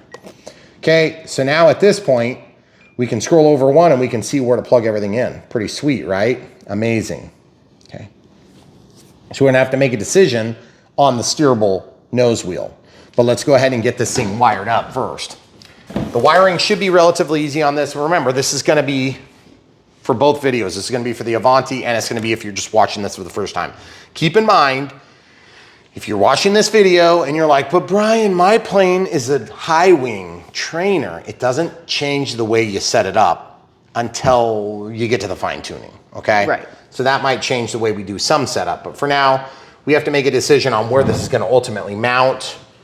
And so at this point, I think what I'm gonna do is I'm just gonna go ahead and just hold this out of the way for now. I know this one here off camera, I chased that down. That one says rudder, so I clearly know that that is gonna go to my steerable, okay? Otherwise, that's gonna plug into the port. Can you hand me that? Forceps? Thank you. So then down here, I'm gonna grab this and I'm gonna just real carefully pull this through so that it goes on the same spot with all the other receiver plugs, okay? So now the reason we're doing this is because, and by the way, these are always the most dainty, crappy cables that go to the steerables. Yeah, why are they different? I don't know. Trying to save a buck, I guess. I don't know. It's not just FMS, that's everybody. Okay, so we've got throttle. This is gonna be thrust reverse. We already know that. So I'm just assuming at this point, we're gonna plug it in how it reaches. So we're on port 2, or excuse me, throttle's gonna be on port 1. So you can tell from looking at that. So then the thrust reverse is gonna be on one of these upper channels. So you just need to plug that yellow cable into the signal part, which will be the top part. How do we know? Because it says S plus minus. So minus is black if it's Futaba, or brown if it's Hextronics, JR color code. So brown is ground, then positive is in the middle on both red. And then signal is lighter or orange, yellow, whichever color you want to call that on Hextronics, JR. And on Futaba, it's going to be white, okay? So this one here is the Futaba color code. So we'll come back to thrust reverse at the end. So where is rudder? Okay, rudder is on 4. on channel 4. Okay, so we need orange to go up. Orange, you glad? So that's actually the 5th port. Okay, so I'm gonna just grab these labels and slide them back just a little bit as we go so we can see what's going on. Then the next one that comes out at me is gonna be ailerons. Ailerons is 2. So ailerons, brown is down. Port 2. So guys, if you're brand new to Brian Phillips RC, what we do is we take you from the chair to the air, or at least we do our best to try to get you in that situation where you can make the decision to do that yourself. We don't do a lot of fastest, bestest, cheapest. That's lies from Satan. And we want to tell the truth here on this channel, the full truth, and nothing but the truth. We want you guys to have a good experience, and your RC dollars only go so far, and we understand this. So you're here for good reasons. We want to take care of you. So flaps, where are we putting 6. flaps? Channel 6. Did we already make an assignment on that? No. Okay, so we're just gonna assume that that's correct for now because gear retracts are gonna be on channel 5. Okay, so channel 6, and of course it's marked on the cabinet, so it's pretty straightforward stuff. They are keyed on Spectrum, so there's a little diagonal that went to 7. Whoops, there's 6. Okay, normally I'd plug them in order. So we know that thrust reverse has to plug in somewhere, and I don't like how that's on top of everything, so I'm gonna go under. Do the good old reach around. There it is. Okay. So then what else do we have? We have elevator. Elevator is going to be on 3. Okay, so elevator is going to be on 3. Okay. Bring this to the bottom. Brown is down. If you're brand new on Brian Phillips RC, but you're just returning to the hobby, we're welcoming you back with all this heavy technology. Don't worry, it'll get easier. I'll be a little bit more well-versed on this as I get used to it myself. Gear, as you can 5. see. Is that the normal gear? That's the normal gear. Yep. As in retracts. Retracts. Which would be nice if there was a distinguishing way of saying that, but to date, I don't know that there really is a great way of doing that. I don't like flaps the way that they tangle. I'm gonna untangle them right now, and I just did. So brown is down on 6, and then gear is going in, slipping in right between them. You'll notice that I pull my paper labels back so that they're out of the way. Okay.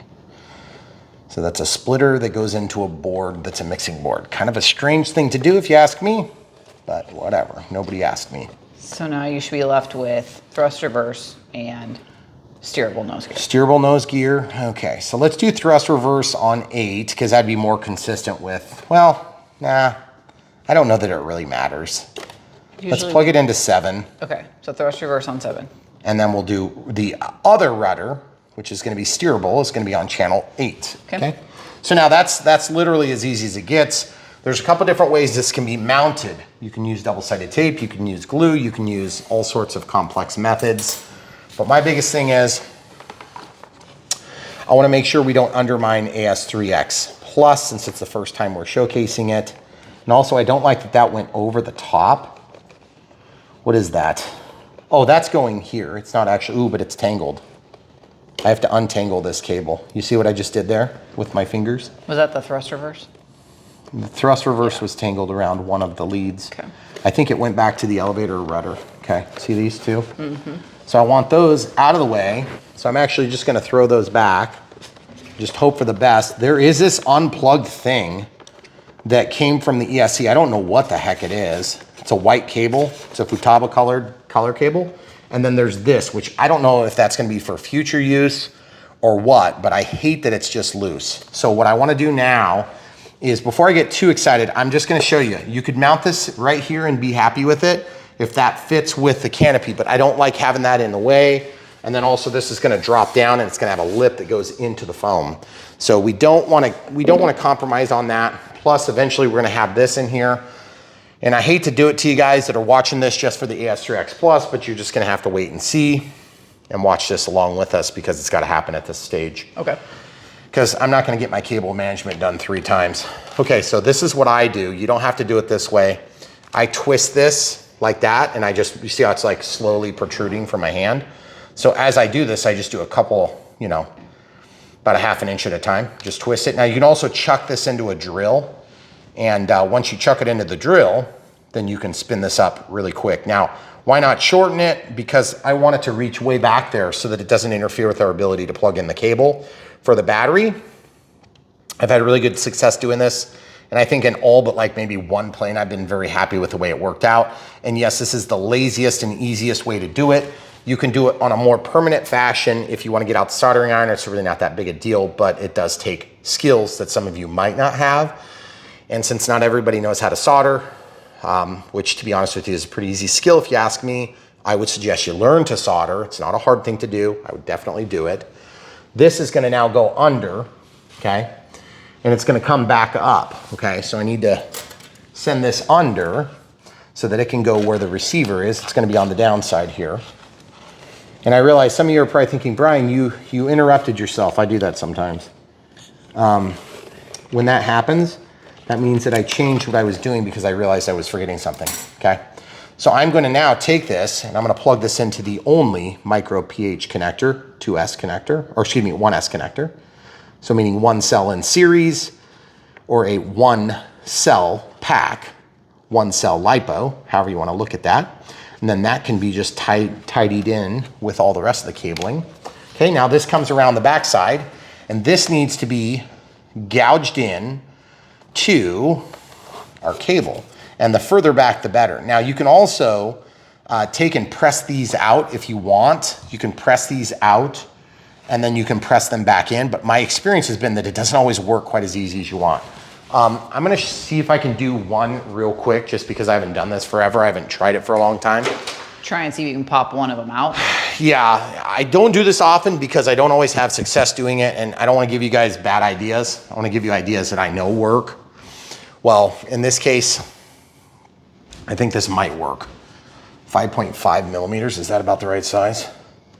Ooh yeah, 5.5 fits perfect actually. I just don't know if it's gonna pop out or not. Oh geez. It depends on the connector style. Some of them go forward, some of them go back. And I do not know which way these go because I didn't build them. They either slide out this way or they pop out that way, and I don't wanna ruin it, so I'm not gonna push any harder. Okay. So guys, just why we don't usually do it that way. That's why we don't do it that way, but listen. I'm trying to keep a train of thought here, camera crew. Sorry. So what I'm gonna do is I'm gonna pierce those wires, and those wires are gonna be pierced, which is gonna allow me to slide those naked leads in, and then that's gonna give us something that we need to tape over, so that's why I'm getting some electrical tape. It doesn't have to be electrical tape. And it doesn't have to be a toothpick that you use, but toothpicks just happen to be about the right diameter. I've also used a bunch of other tools, but electrical tape works nice. Okay, so if you can't pull this out, the other trick is you can also hook it and just make a contact point here up against the metal, okay? I'm not a huge fan of that because that gets you all the way out to the end, which is where you're gonna be dinking with it all the time. And plus back here, you see how easy it is to pierce that, right? So now check this out. This is what's so crazy is people think, oh, that's not strong enough. Well, trust me, it is. Because all you have to do is basically make that hole and then force this wire into the said hole. And then get this, it's like getting an IV, okay? Once it's in there, you're touching the wire and it's braided cable, okay? So that braided cable that's now touching. And all you're doing, it's like touching a multimeter on there, okay? That's all it is. Stay there, please. And then I'm gonna take scissors and I'm gonna cut off an appropriate length. I don't wanna take this whole roll and try to put it in there. It's gonna be way too big, especially with this ridiculously short lead. Yeah. Stuff like that just pisses me off in this field. It's so frustrating. Like you guys spend all this money designing this beautiful plane and then you put a piss poor design decision like this. Just no end to my frustration. And it's funny because, you know, I guess in my line of work, the devil's in the details all the way till the end. And if you don't get it all the way done, you might as well just fail, right? It's a 90% is not good enough. 100% is the only solution that works. If it's not 100%, don't even bother. Well, and sometimes we see annoying things, but once you do it one time, it's set. But you're gonna plug in your battery Every time. single time. Every time. And you build this huge, awesome battery bay, and then you put this short little connector, like give me a break. Yeah. So really, to be honest with you, if you guys are gonna be flying this as an everyday flyer, which some of you may, you're gonna probably want an extension cord. I'm just telling you right now, you're gonna want a male to female, which at least it's an EC5, one of my least favorite connectors in planet Earth. Right. They got something right. It's compatible with the IC5 was the only reason I like it. Which, by the way, the IC5, same exact basic design, but they just go together. I've never had problems with them. See, the metal bent the tip over. So all I'm gonna do is just pierce this, okay? Once you pierce it, you have a braided, very fine thread cable. Very hard to see the hole from penetration. So if you guys have any experience with penetrating holes, you just kind of drag it along there until it slips in, okay? Slide it in. Come on. Now, some of you don't have experience with that, and I apologize. Don't blame me for that. Okay? So that's in. Is that it? Yep. So now what I'm gonna do is I'm basically gonna fold that forward, and then I'm gonna tape it. Now, why am I pulling it forward instead of pulling it backward? That's called a strain relief, guys. So I'm gonna tape it down opposite the direction I expect to pull it. And then it's not gonna translate to basically undoing that connection point, okay? So you see I went along with it, and you're like, but that's the wrong way, Brian. No, it's not. I'll show you at the end. I'll show you how it's gonna work. Now, this is not a perfect solution. The most perfect solution, now I'm pre-tensioning this vinyl tape, okay? So that's gonna, I'm pre-stretching it so that it holds it. Then I'm gonna take this and pull it back. And then I'm gonna tape it one more time as a unit, just like this, okay? So once it's taped like that, you're gonna have a very low probability of undoing that. Yes, you can undo that. Yes, you can yank it off. Yes, it will get hot. Yes, it is possible to come undone. Is it likely to damage your plane? It is incredibly unlikely to damage your plane, but it is not impossible. Just like everything else that you do on a build, there are certain things that you see how I'm pulling that tight? Then the tension from the vinyl stretching is actually going to produce some strength over that connection point, okay? So now you've got the tension compressing everything down together. Now look at that. You have the super strong connection and you did it with a freaking toothpick, okay? Notice I didn't build an A10 with hot glue. If you guys don't know what I'm talking about, just could use a butter think knife. about it for a little bit. So, all right, the next thing here is we've got that ready to rock and roll. Okay, we've got all these wires. They can just like quite literally be pushed back into this cavity, right? There's no reason to have those up and accessible, okay? And this is the part where I cringe because I just know my fingers are in the way, and I apologize, guys. I do my very best. Also, I hate the fact that they left that naked. What the heck were they thinking? Well, do we need to figure out if we need it first before you do something to it? Yeah, okay, fine. I mean, I don't disagree All with right, you, but just listen. 50C, 5,000, is that good enough? What did they say? yes, they said a 45C or greater, 5,000 to 6,000. 5,000, 50C, IC5, beautiful, okay? Yep. So this should energize us, but we're not bound. So because we're not bound, I can't trust it. I don't know if the gear are gonna pop out. So the next thing I need to do is I need to secure the plane in such a way that I can guarantee I'm not gonna hit there or there, which I'm not, okay? So now I can just slide this back. Throttle cut is on. I'm gonna click and be prepared to bind. Obviously it's not secured properly yet, but that's all gonna be yet to be determined because at some point I have to actually mount this, okay? But until the very last second, I'm gonna keep from mounting it because once you're mounted, you're pretty much mounted, right? Especially the way I do it, which is gluing it in, okay? So I'm gonna undo these heavy duty straps there, quite nice. I'm gonna take and loosen them almost all the way so that I can just slide the battery in. I have found that these things usually are only problematic if they've designed the battery bay too small.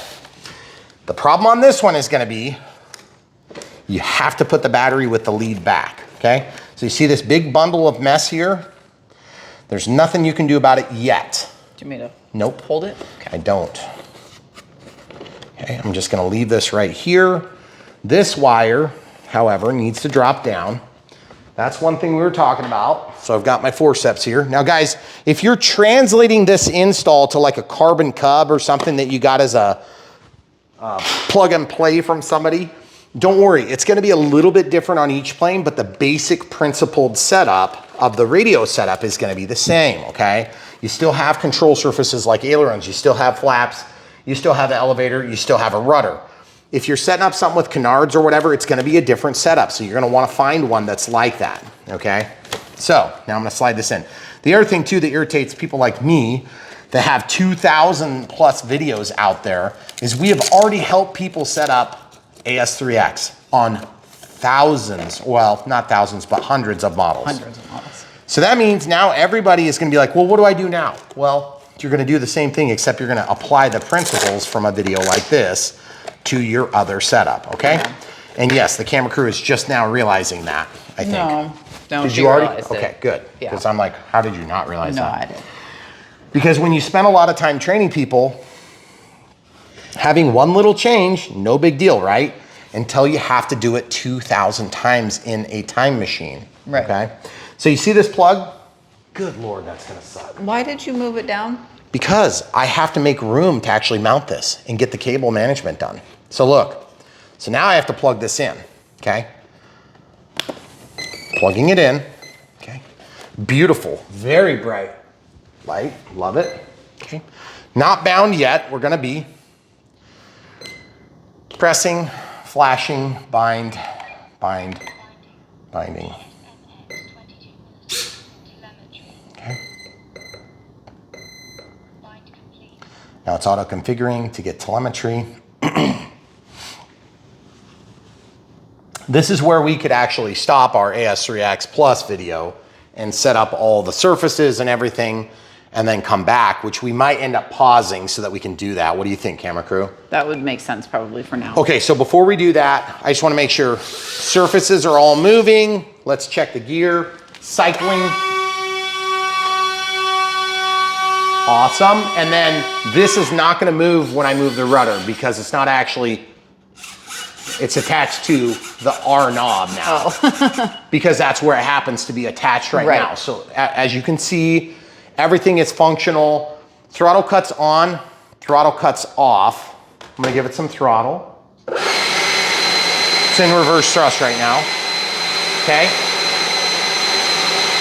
I don't know if we're attached to any switch yet for that because we haven't set up switch G. So we'll go ahead and do that in mere moments. So I'm gonna go ahead and put my gear back up, just make sure we know now that we're safe.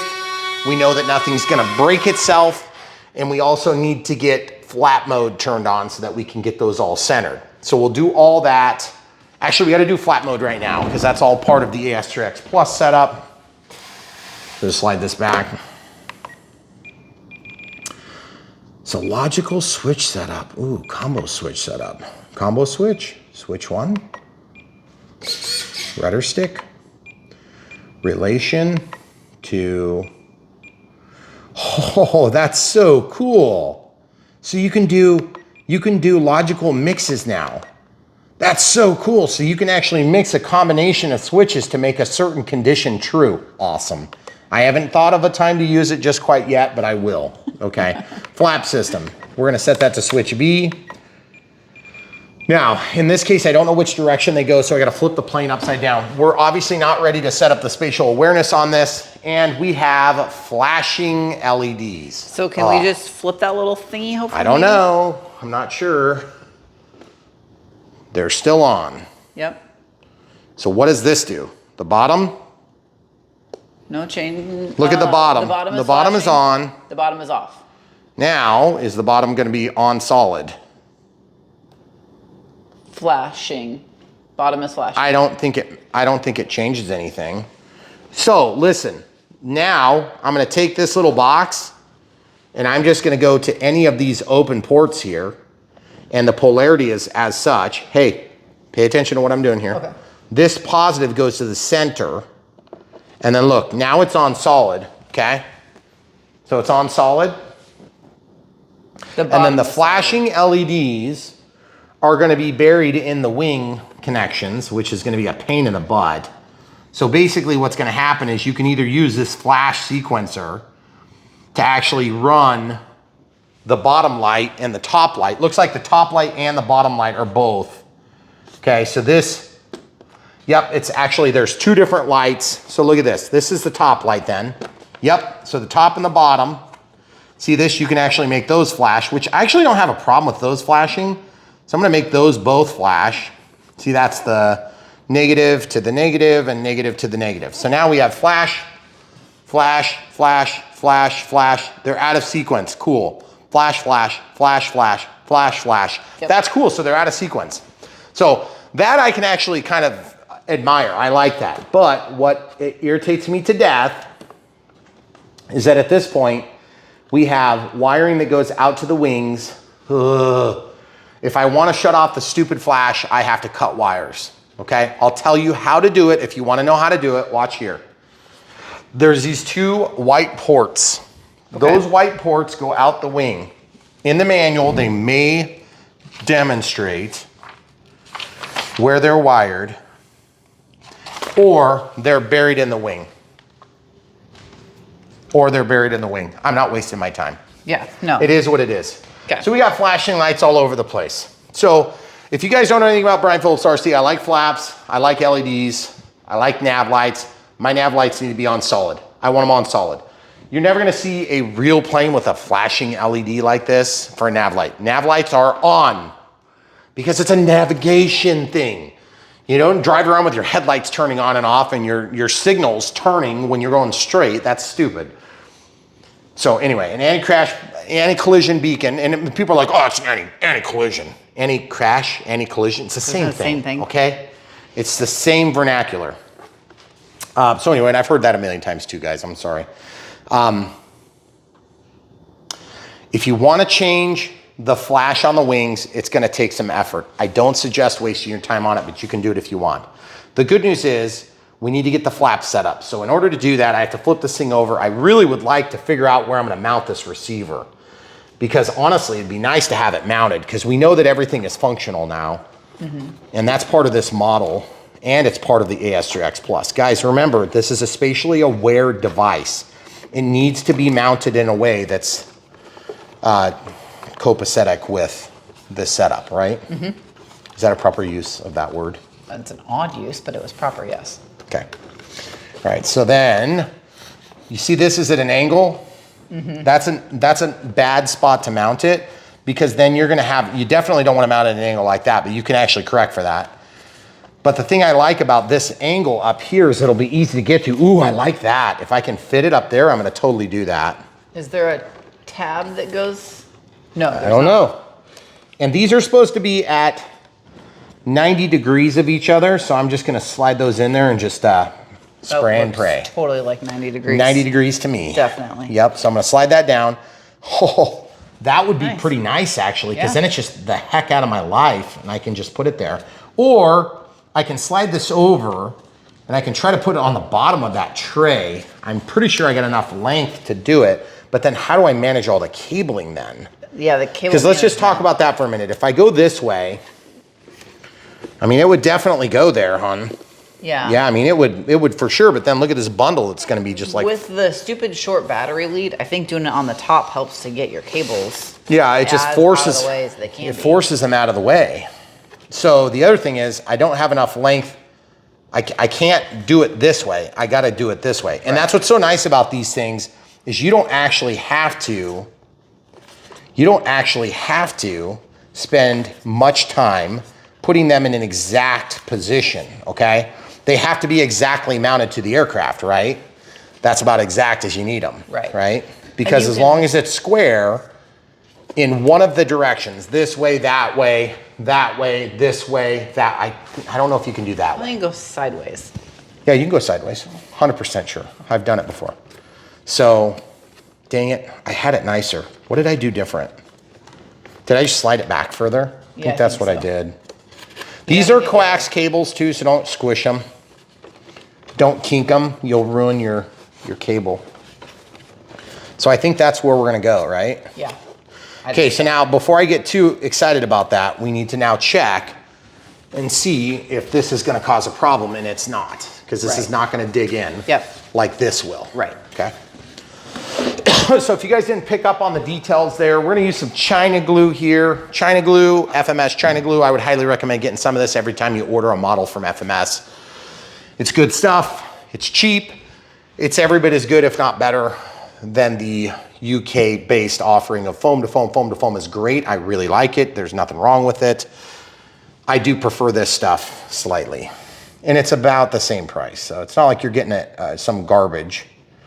It's actually really good. And it's nice and clear too, okay? So that would be unfortunate if it wasn't. Now, you'll notice it's real stringy and messy, and I just made a big glob over there. And I know some of you are thinking, but Brian, I've always been told, just stop right there. We're telling you, and I'm telling you from personal experience, that you don't need the 3M tape on this type of model. Now, if you're building some really expensive model, I suppose it might be worthwhile. And I haven't done it in AS3X Plus, but I'm gonna just tell you this right now.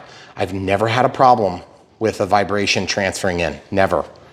Okay, that's a never, as in not like once in a while, it's never happened. So like all these wives' tales that we hear in the RC world, we try to cut through that BS and give you guys good, actionable information.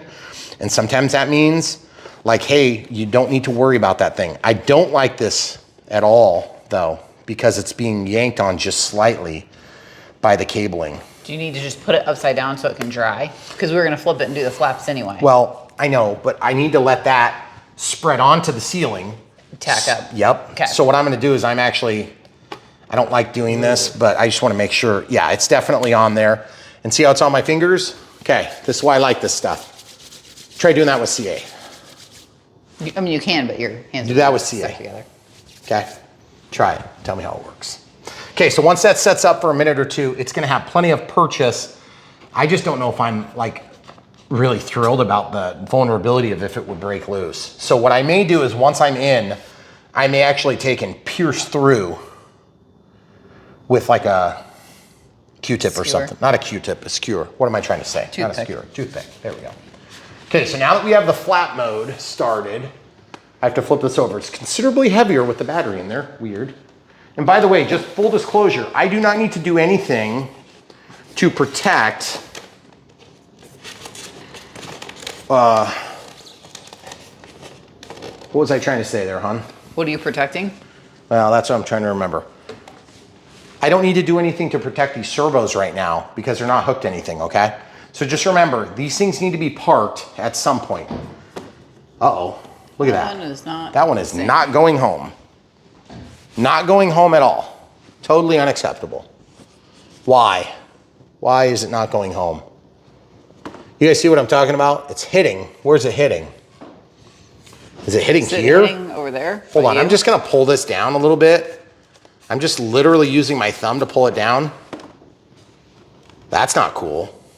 I don't like that at all.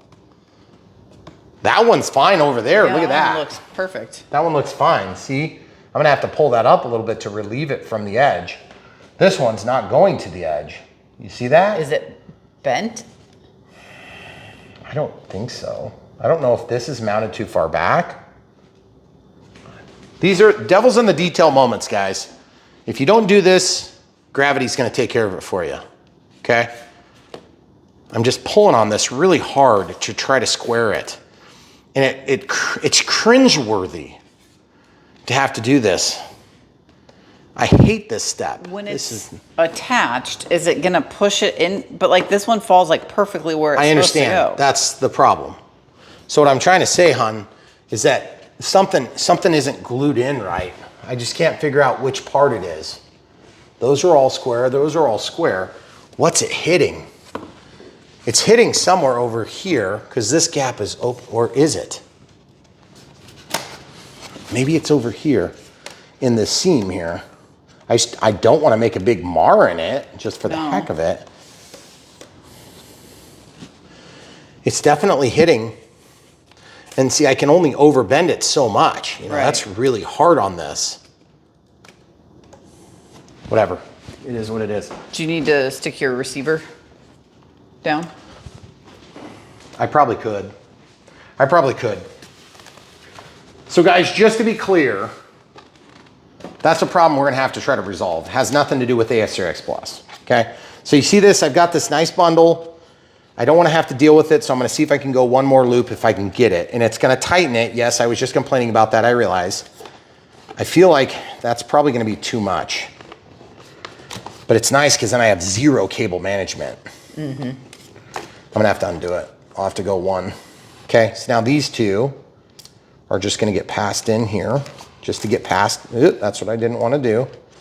I didn't wanna stick them into the foam glue. Okay.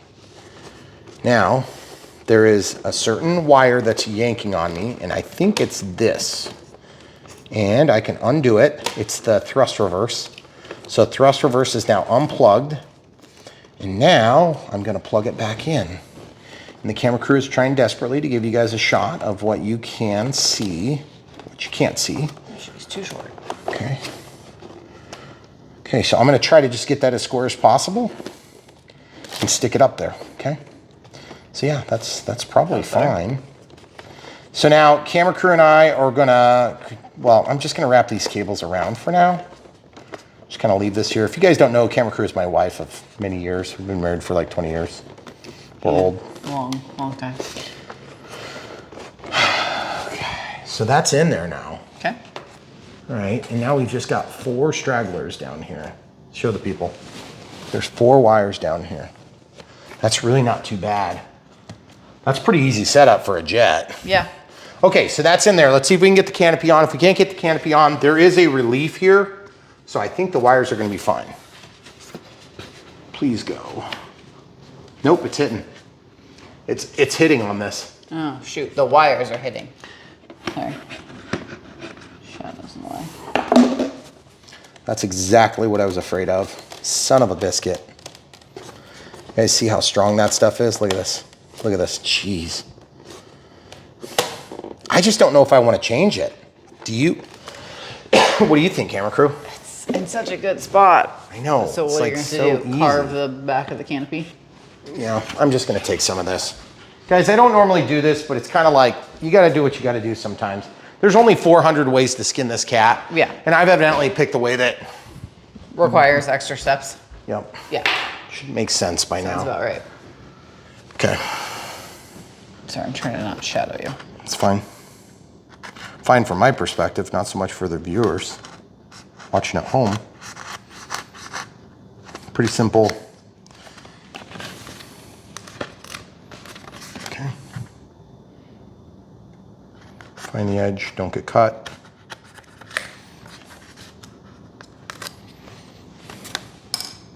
We also took care of those those connectors. You remember those black and red connector that wasn't doing anything? Give them a close-up, an extreme close-up over there, and close that lid.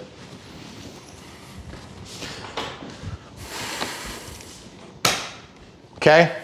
Okay. Are we agreeable on that? Yeah. Hey, I'm gonna hang on to this piece of foam, Of course.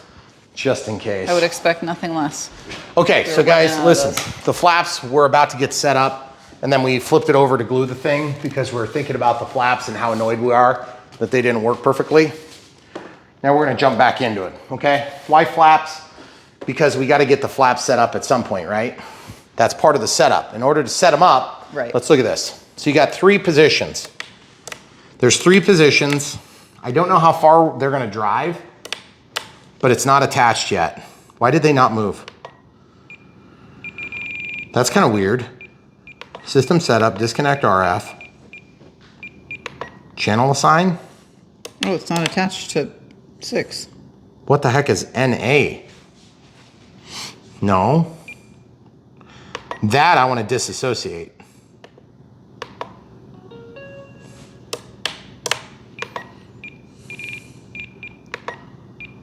So it's, Switch B. let's set this to 2 seconds. On the fly. Flaps, min, max. Okay, I don't want to mess with that. Okay, so there we go. Duh. Okay, so that's going to be, this is my normal flight mode. So it's going to be, actually you want those to be coming forward. So I'm going to clear and go to a positive value. So I'm going to go to plus 100. Okay, we're not overdriven yet.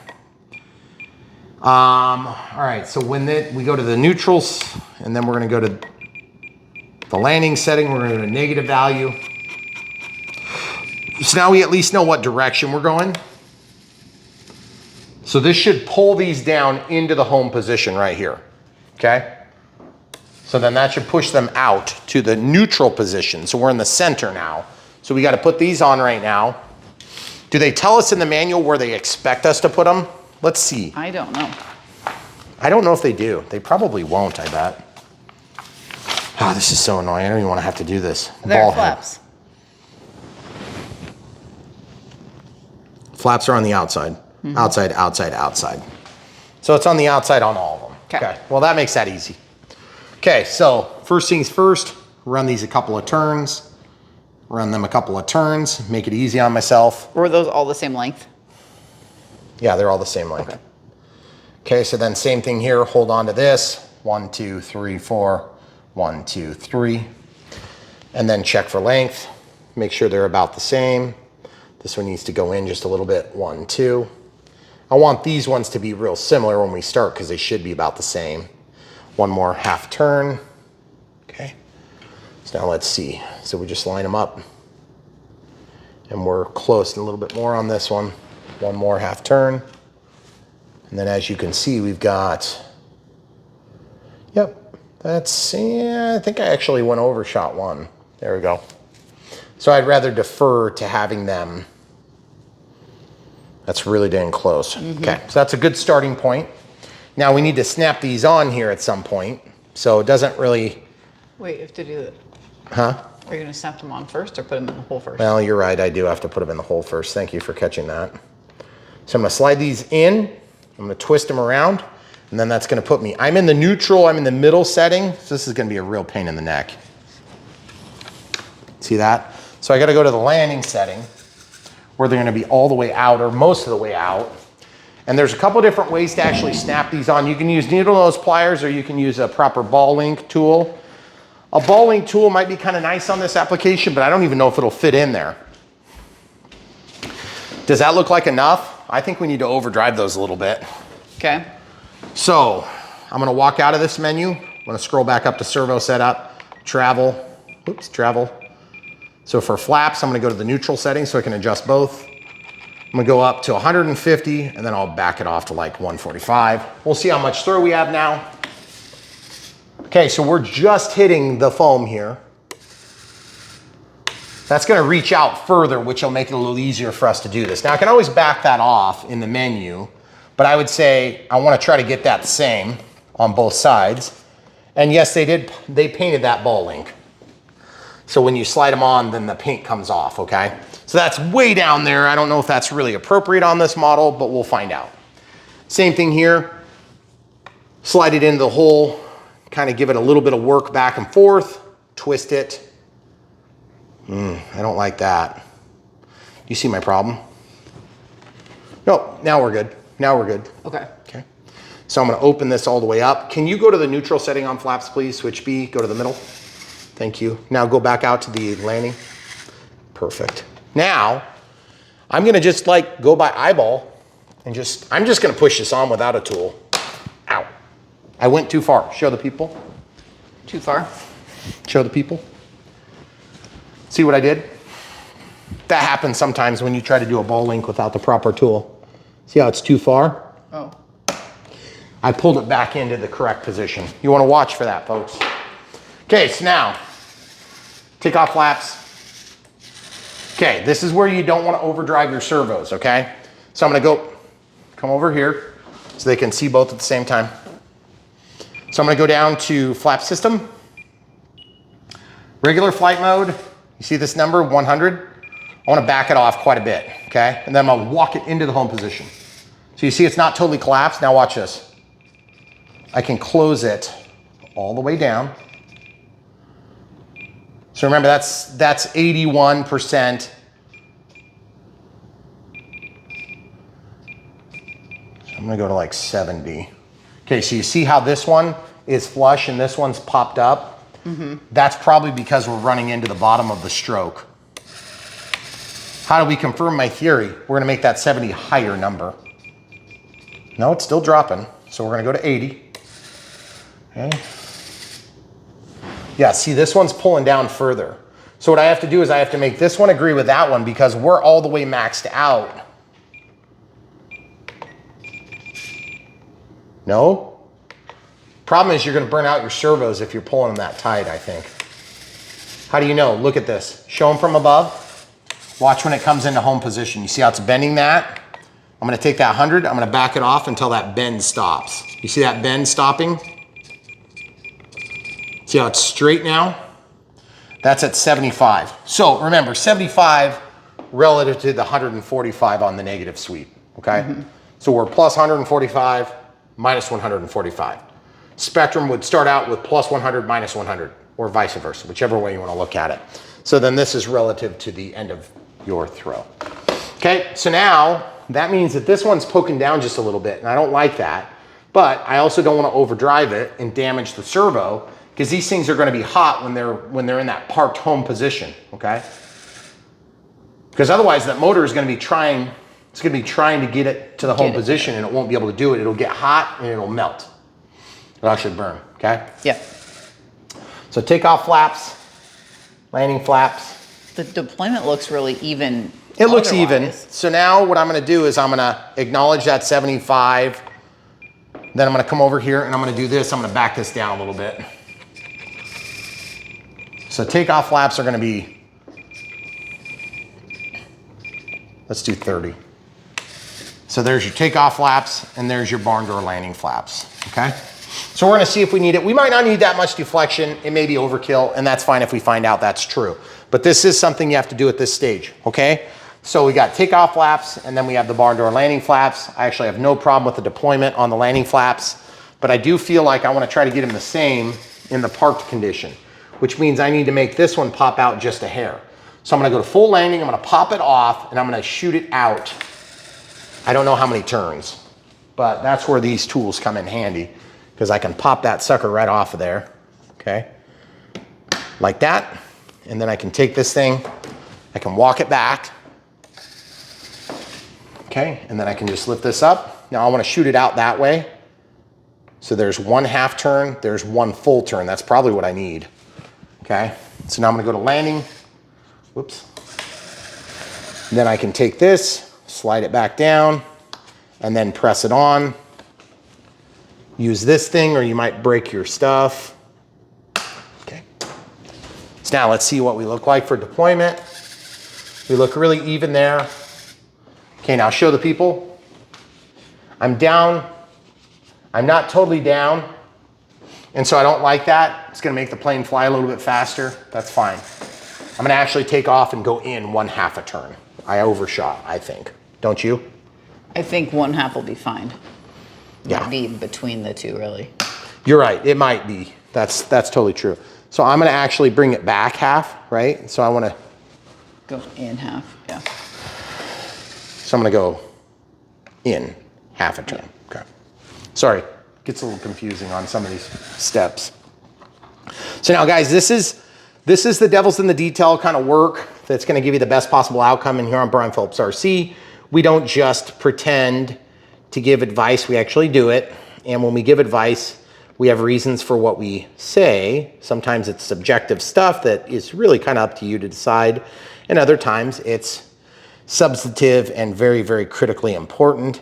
And then of course, if you're brand new to the hobby, dang, that's twice on the same model. I haven't done that forever on any model. Yeah, But a lot of what we do here on this channel is trying to get you from in the chair into the air so that you can actually be flying with us and not just watching. Okay, we have pretty good even deployment. And when I say deployment, I mean parked. Okay, so that's where it's gonna be. Now, we gotta do ailerons, elevator, and rudder. So what do you think, camera crew? which is really part of the. This is part of the Avanti build. So what we'll do is we stop right here, we'll pick it back up, and so if you're watching the Avanti build, you're gonna see it right now. If you're watching the AS3X Plus, we'll pick back up after we're done putting the control arms in, okay? Okay, so we're gonna do this linkages. If you guys are watching the Avanti video, obviously you're gonna continue watching. If you're watching for the AS3X Plus part, then we just terminated that part of the video for you. So we're going to the outside hole on all the servos. This is one of those steps that you should not have to do, but FMS decided that their labor budget was screwed up, so they were gonna save like $1 here or there, or whatever they were doing, we don't know. All I know is this is annoying. Okay, so obviously at this point, we're at plus 100, minus 100 on the ailerons. You can of course kick that up if you want. This needs to be centered, so I'm gonna have to bring this in. So 1, 2, 3, 4, 5, 6. I would always err on the side of having it screwed in more than not. Okay, smooth here. This is gonna be up a little bit because that's the way that they deployed this one in the fully parked position. That's the function of this particular model. It may not be true on yours. If it's not, make it totally flush and totally flush and totally flush, okay? We can't do that because there's something wrong with our flap over there, so we're just gonna compromise and do the best we can. Now, of course, we have ailerons moving. I have the same amount pre-trimmed into this, if you wanna call it that. You're gonna be in the way. So this is gonna be parked here. Slide this into the outermost hole according to the manual. Just kind of give it a couple of rocks. Slip it in. That's too far, so I'm gonna go in 1, 2, 3, 4, 5 half turns. Hold it up, feel it. Not good enough, 1 half turn more. Square it up. Beautiful. That feels pretty dang good. Snapping it on. Beautiful. Take off flaps, landing flaps. Okay, so we've got that. Now we're gonna do the elevators. So the elevators, the same thing, guys. What we need to do for elevators is we gotta get 2 of the 3 remaining push rods ready to go. And then we are going to make sure that they are dead nuts even. Elevator, pull up, yes. I was just checking the directions. Sometimes when you switch directions, there'll be like a micro adjustment, okay? So I don't wanna get them all pre-trimmed mechanically and then have to do a micro adjustment. They said to go to the outside most hole, which is good because that's what I would have liked to do, but then sometimes they don't recommend it. Okay, so we gotta go a long ways. So because of this hinge style, it's a little harder to tell when it's square, so you'll come back here and hold it, okay? That's what I suggest, and you can see we gotta go way in. So I'm just gonna turn this 1, 2, 3, 4, 5, 6, 7, 8, okay? And then we're gonna come in here, hold this with our fingers, really close. Let's go 1 turn. You guys notice, I don't know if you've ever noticed this about what I do. I always think I'm good. What do? I continue going or I back it off. Good, better, good, better. Which one's better? That one's better, good, better, good, better. That one's better, stay here, we're done. See how that works? It's not rocket science. Anybody who's been to the eye doctor knows the way this works. A or B, which one's better? Because sometimes when there's subtle changes, it's hard to put a finger on exactly what's better about that. So I'm gonna hold this tight. That's good. That's where it's going, okay? So same thing over here, we're gonna slide this into the outermost hole on the control linkage or the control arm. Okay, we're gonna rock it. Then we're gonna hold this up, put it directly into that. Wow, we're close. 1, 2, 3, 4, okay? Hold this back up. Ooh, that's close. 1 more turn. Is it too much? That's the question. No, it's not. But I don't think it's getting any better than that.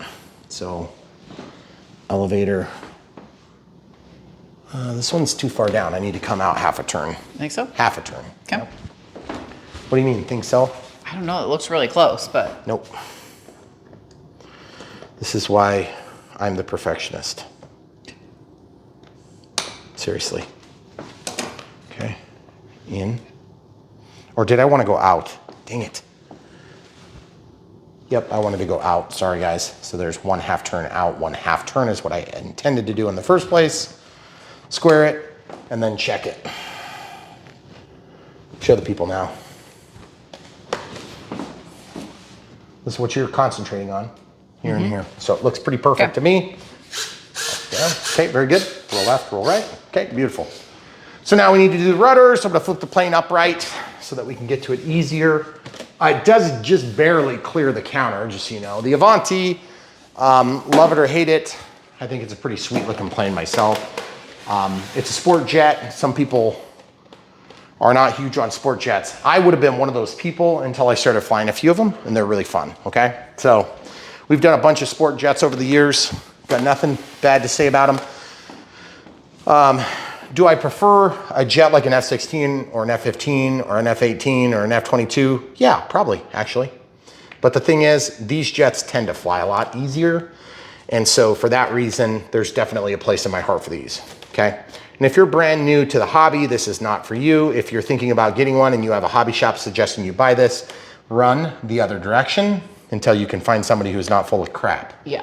Because you're gonna get burned. You're gonna be what we call a one and done. We don't want one and done. One and dones are where manufacturers push products on the wrong customer and they neglect the fact that they need that customer to be hooked for life and not just for one purchase. Look at that. Look at the base of the vertical stabilizer and rudder. Does that look pretty good to you? Mm-hmm. Okay. Rudder left, rudder right. Okay, looks pretty good. Snap it on. Okay, now we've got, all right, stay there, stay there. Elevator up, elevator down. Yaw left, yaw right. Roll left, roll right. That's wrong, click. Servo setup. Actually, sorry guys, we gotta come back for the rest of the AS3X Plus setup, people. So we're gonna continue as soon as we do that. Okay, so now that we've got all the control rods installed, we're gonna go ahead and pick up where we left off. Okay, so elevator up, elevator down. Roll left, roll right, that's incorrect. Yaw left, yaw right, that's correct. Take off flaps, landing flaps, everything's good there. Let's check our gear. Gear come down just fine, okay? And then once they're down, we're gonna check our yaw left, yaw right. We have no movement, that's because we haven't set it up yet. We will eventually get there. Throttle cuts on, gear staying down this time, okay? Rudder. Ailerons, wrong. Click, whoops. Servo setup, travel, reverse, ailerons, okay? Now roll left, roll right, elevator up, elevator down, yaw left, yaw right. Take off flaps, landing flaps. Beautiful, okay, throttle cuts on still. All right, so coming back around here, we're gonna turn the plane around momentarily, but for now, we have to set up something to get that thing steering, okay? So if I scroll all the way down here, there's X plus. Oh, cool, look at that, X minus, pretty neat. All right, so now at this point, we have to set up, at some point we're gonna have to do this, so we're just gonna set this up now. We're gonna set this to switch F. Okay, so switch F. The expo is gonna be 5%, then it's gonna be 10%, then it's gonna be 20%. That was not 20. I'm gonna have to clean that scrolly wheel again. 20, and we'll drop the rates down to 90%. Okay, this on the fly. Man, okay, I don't know what I'm gonna do with that yet. I haven't learned how to use that yet, so I'm not gonna tell you what to do yet. So switch F, same thing. You're like, but you're setting them all to the same switch. That's correct, because we're just trying to set a get to the ground mode. And also, I almost never mess with this. Okay, setting this to 90. Okay, so we have our neutral setting where we're gonna start. We have half and we have double. So this is gonna be more sensitive, neutral, and then half as sensitive. Not quite half as much, but it's twice as much expo and then a little bit less on the rate. So it's just gonna make it a lot softer on the sticks, okay? Set that to switch F. For those of you brand new to Brian Phillips RC, if you want to help support us, buy the planes from the links in the video description below. We get the commission from the manufacturers that we work with. And yes, we do work with them, even though we yell at them when they make stupid decisions, like we've done a couple of times on this build, like not putting the linkages on. Pretty annoying. Okay, so middle. You can also buy the transmitters and the receivers. Obviously, if you're watching this, because this is something you're trying to figure out how to do the AS3X Plus, then you will be finding all that information you need. You can buy the transmitters, You can buy the receivers, and you can buy the programming cable, all from the links in the video description below, as well as the battery. We're using a 5,000 milliamp hour 6S, and that's from Spectrum, so it should work really good for you. Now, what we have to do is at some point we have to make an attachment for that nose gear, okay? So I'm not 100% sure where we're gonna do that yet because I know how to do this in mixing. Okay, I'm gonna turn this plane a little bit more for the camera crew. Okay. Okay, so now that we have that right there. Thank you. So I'm gonna set up a normal mix. It's gonna be based on the rudder. You can't just exercise it this time, you actually gotta do it. So rudder to, is it aux 3 right now? Yeah, because right now the right knob is attached to it. Channel 8, yeah. So channel 8. Okay, so what we need to do now is we want the rate to be, let's call it like 50%. 51, let's do 50%.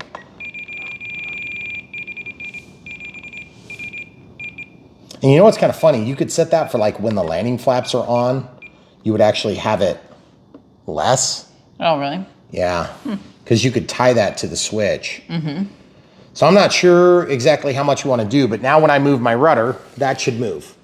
It does. It does. And it does. But it's going to be also moving from this, so we have to untie that right now. So I'm going to go back out. I'm going to click. I'm going to go down to System Setup. System Setup, Disconnect RF. I'm going to scroll down to Channel Assign. I'm going to unattach that by inhibiting there. Then I'm going to walk back out. Now you could also tie that to the rudder, but then that defeats the purpose of separating the channels, guys. Okay? So, left, right, up, down, yaw left, yaw right, take off flaps, landing flaps. Now, I'm gonna be the first one to admit, it is not entirely impossible that I need to set up 2 rudders and make an assignment for 2 rudders because then AS3X will activate on those channels. But with the AS3X Plus, I should be able to activate the aux 3 to function on it. And I'm just not sure how to do it yet, so we're gonna figure it out right now. So the first thing I need to do is I need to confirm the position of my receiver because we glued it in, but I wanna make sure that the glue stuck, okay? If you'll look with me, camera crew, you can see that the receiver is stuck to this. It is totally solid. I'm confident that it's gonna stay there. If in any doubt, I'm gonna take and pierce through here and make something that prevents it from being able to fall down, even after a pretty minor collision, let's say. A really rough collision, it might pop off, but so will other stuff, okay? All right, so all the control surfaces are working. Now we have to get into the actual AS3X Plus stuff. Gyro settings, first time setup. Make sure the model has been configured, including wing types, all that crap. Okay, next, okay? Any adjustments, you gotta go through the initial setup again. Okay, set the model level. I'm gonna do this on its wheels now from now on. If you wanna grab that, pull it out for me. Got it. Very good. I'm gonna just lay this down here. Oh, we also need to set up switch G. Before we do forward programming, we're gonna do thrust reverse. Oh, okay. Thrust reverse is gonna be set up different on an avian equipped aircraft. Just be aware of that. This is basically gonna be for FMS Predator ESCs and ESCs that are not smart. So I'm actually gonna walk back out and just omit whatever you saw. You can forget about that for now because I gotta go into System Setup, Disconnect RF, Channel Assign. Okay, so you see, we went to channel 7 for, I wanna make G7. So that's gonna be my thrust reverse. How do I know that? Because that's where I plugged it, okay? So over here, you can see aux 2 is gonna be now switch G. So throttle cut is off. It's currently reverse thrust. Now it's forward thrust. Forward thrust. Okay, so looking at the monitor, so forward thrust is at -100, throttle cut's on, okay? Throttle sticks down. Now what I wanna do is I wanna go to digital switch setup. I wanna select switch G. I want the forward position to be forward thrust, so I'm gonna change that to -100. And my scrolly is getting so bad, I gotta clean it up. Every once in a while I have to clean the scrolly, probably because I'm like spitting all over it. Okay, so now we're gonna do +100. Oops, +100. And then not -100, but +100 here. Why is it going that way?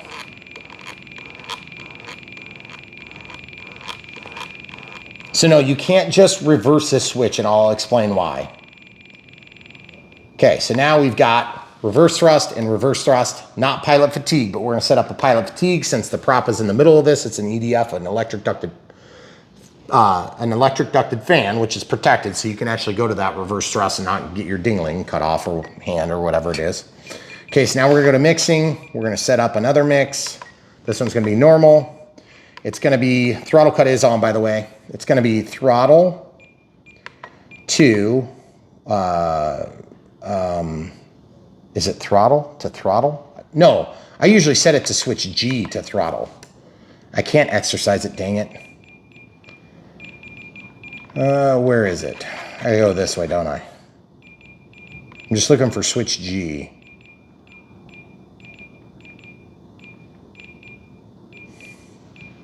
There it is. Okay, so switch G, remember, this is not relevant to the actual mix we did for digital switch that I know of. Okay, so the rate is gonna be, this is where I always dink around with it until I get it to work, okay? So you see this is aux 2, so switch G is driving aux 2, so you can see the conditions. So what I wanna do is I wanna make an offset, or I wanna make a rate of like minus 100. What? But it's only in... This is only in pilot fatigue. Yes. So you're right. So what I gotta do, thank you for catching that. So I need to go to switch, and I need to set that to switch G, and I wanna make it so it's only on this setting. So when it's in the full back, that's pilot fatigue, full thrust, regardless of condition of the stick. So I wanna shut off these two by making them that little grayed out. Okay, so that means this mix is only gonna be active when it's back here, otherwise it goes off. You see that? So now, with that setting, I always just play with it, guys, to be honest. So throttle cut is off, so you gotta be careful on this setting. This is just so I can test, okay? So I didn't do anything.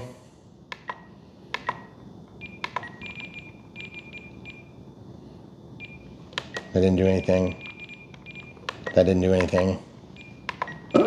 Ooh, there it goes. Okay, so that's gonna wake it up. You see how it's waking it up?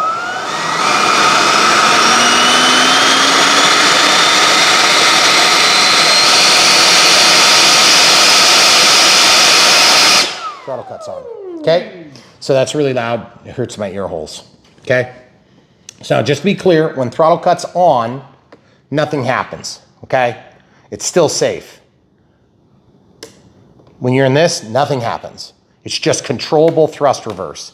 So it's still reverse thrust, but it's controllable. It's your stick position, and when you go to pilot fatigue, it's really loud, okay? So throttle cuts on, you're totally safe. But just be careful, if you have throttle cut off and you turn it on, with thrust reverse on, pilot fatigue setting, it's gonna go crazy, okay? All right, so that being said, so now normal mode, just out here flying along, I've got my throttle cut off, I'm flying along.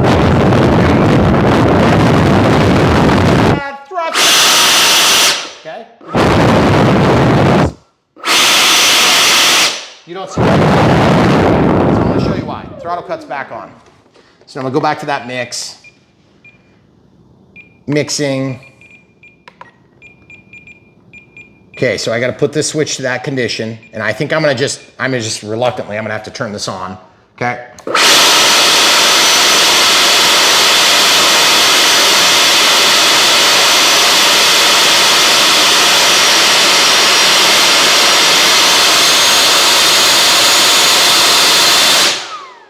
That is ridiculously loud. Gracious. It's like hurts my ears. Okay, so my throttle cut is on. Okay. So I'm just gonna do this for a second longer and see if I can get any more.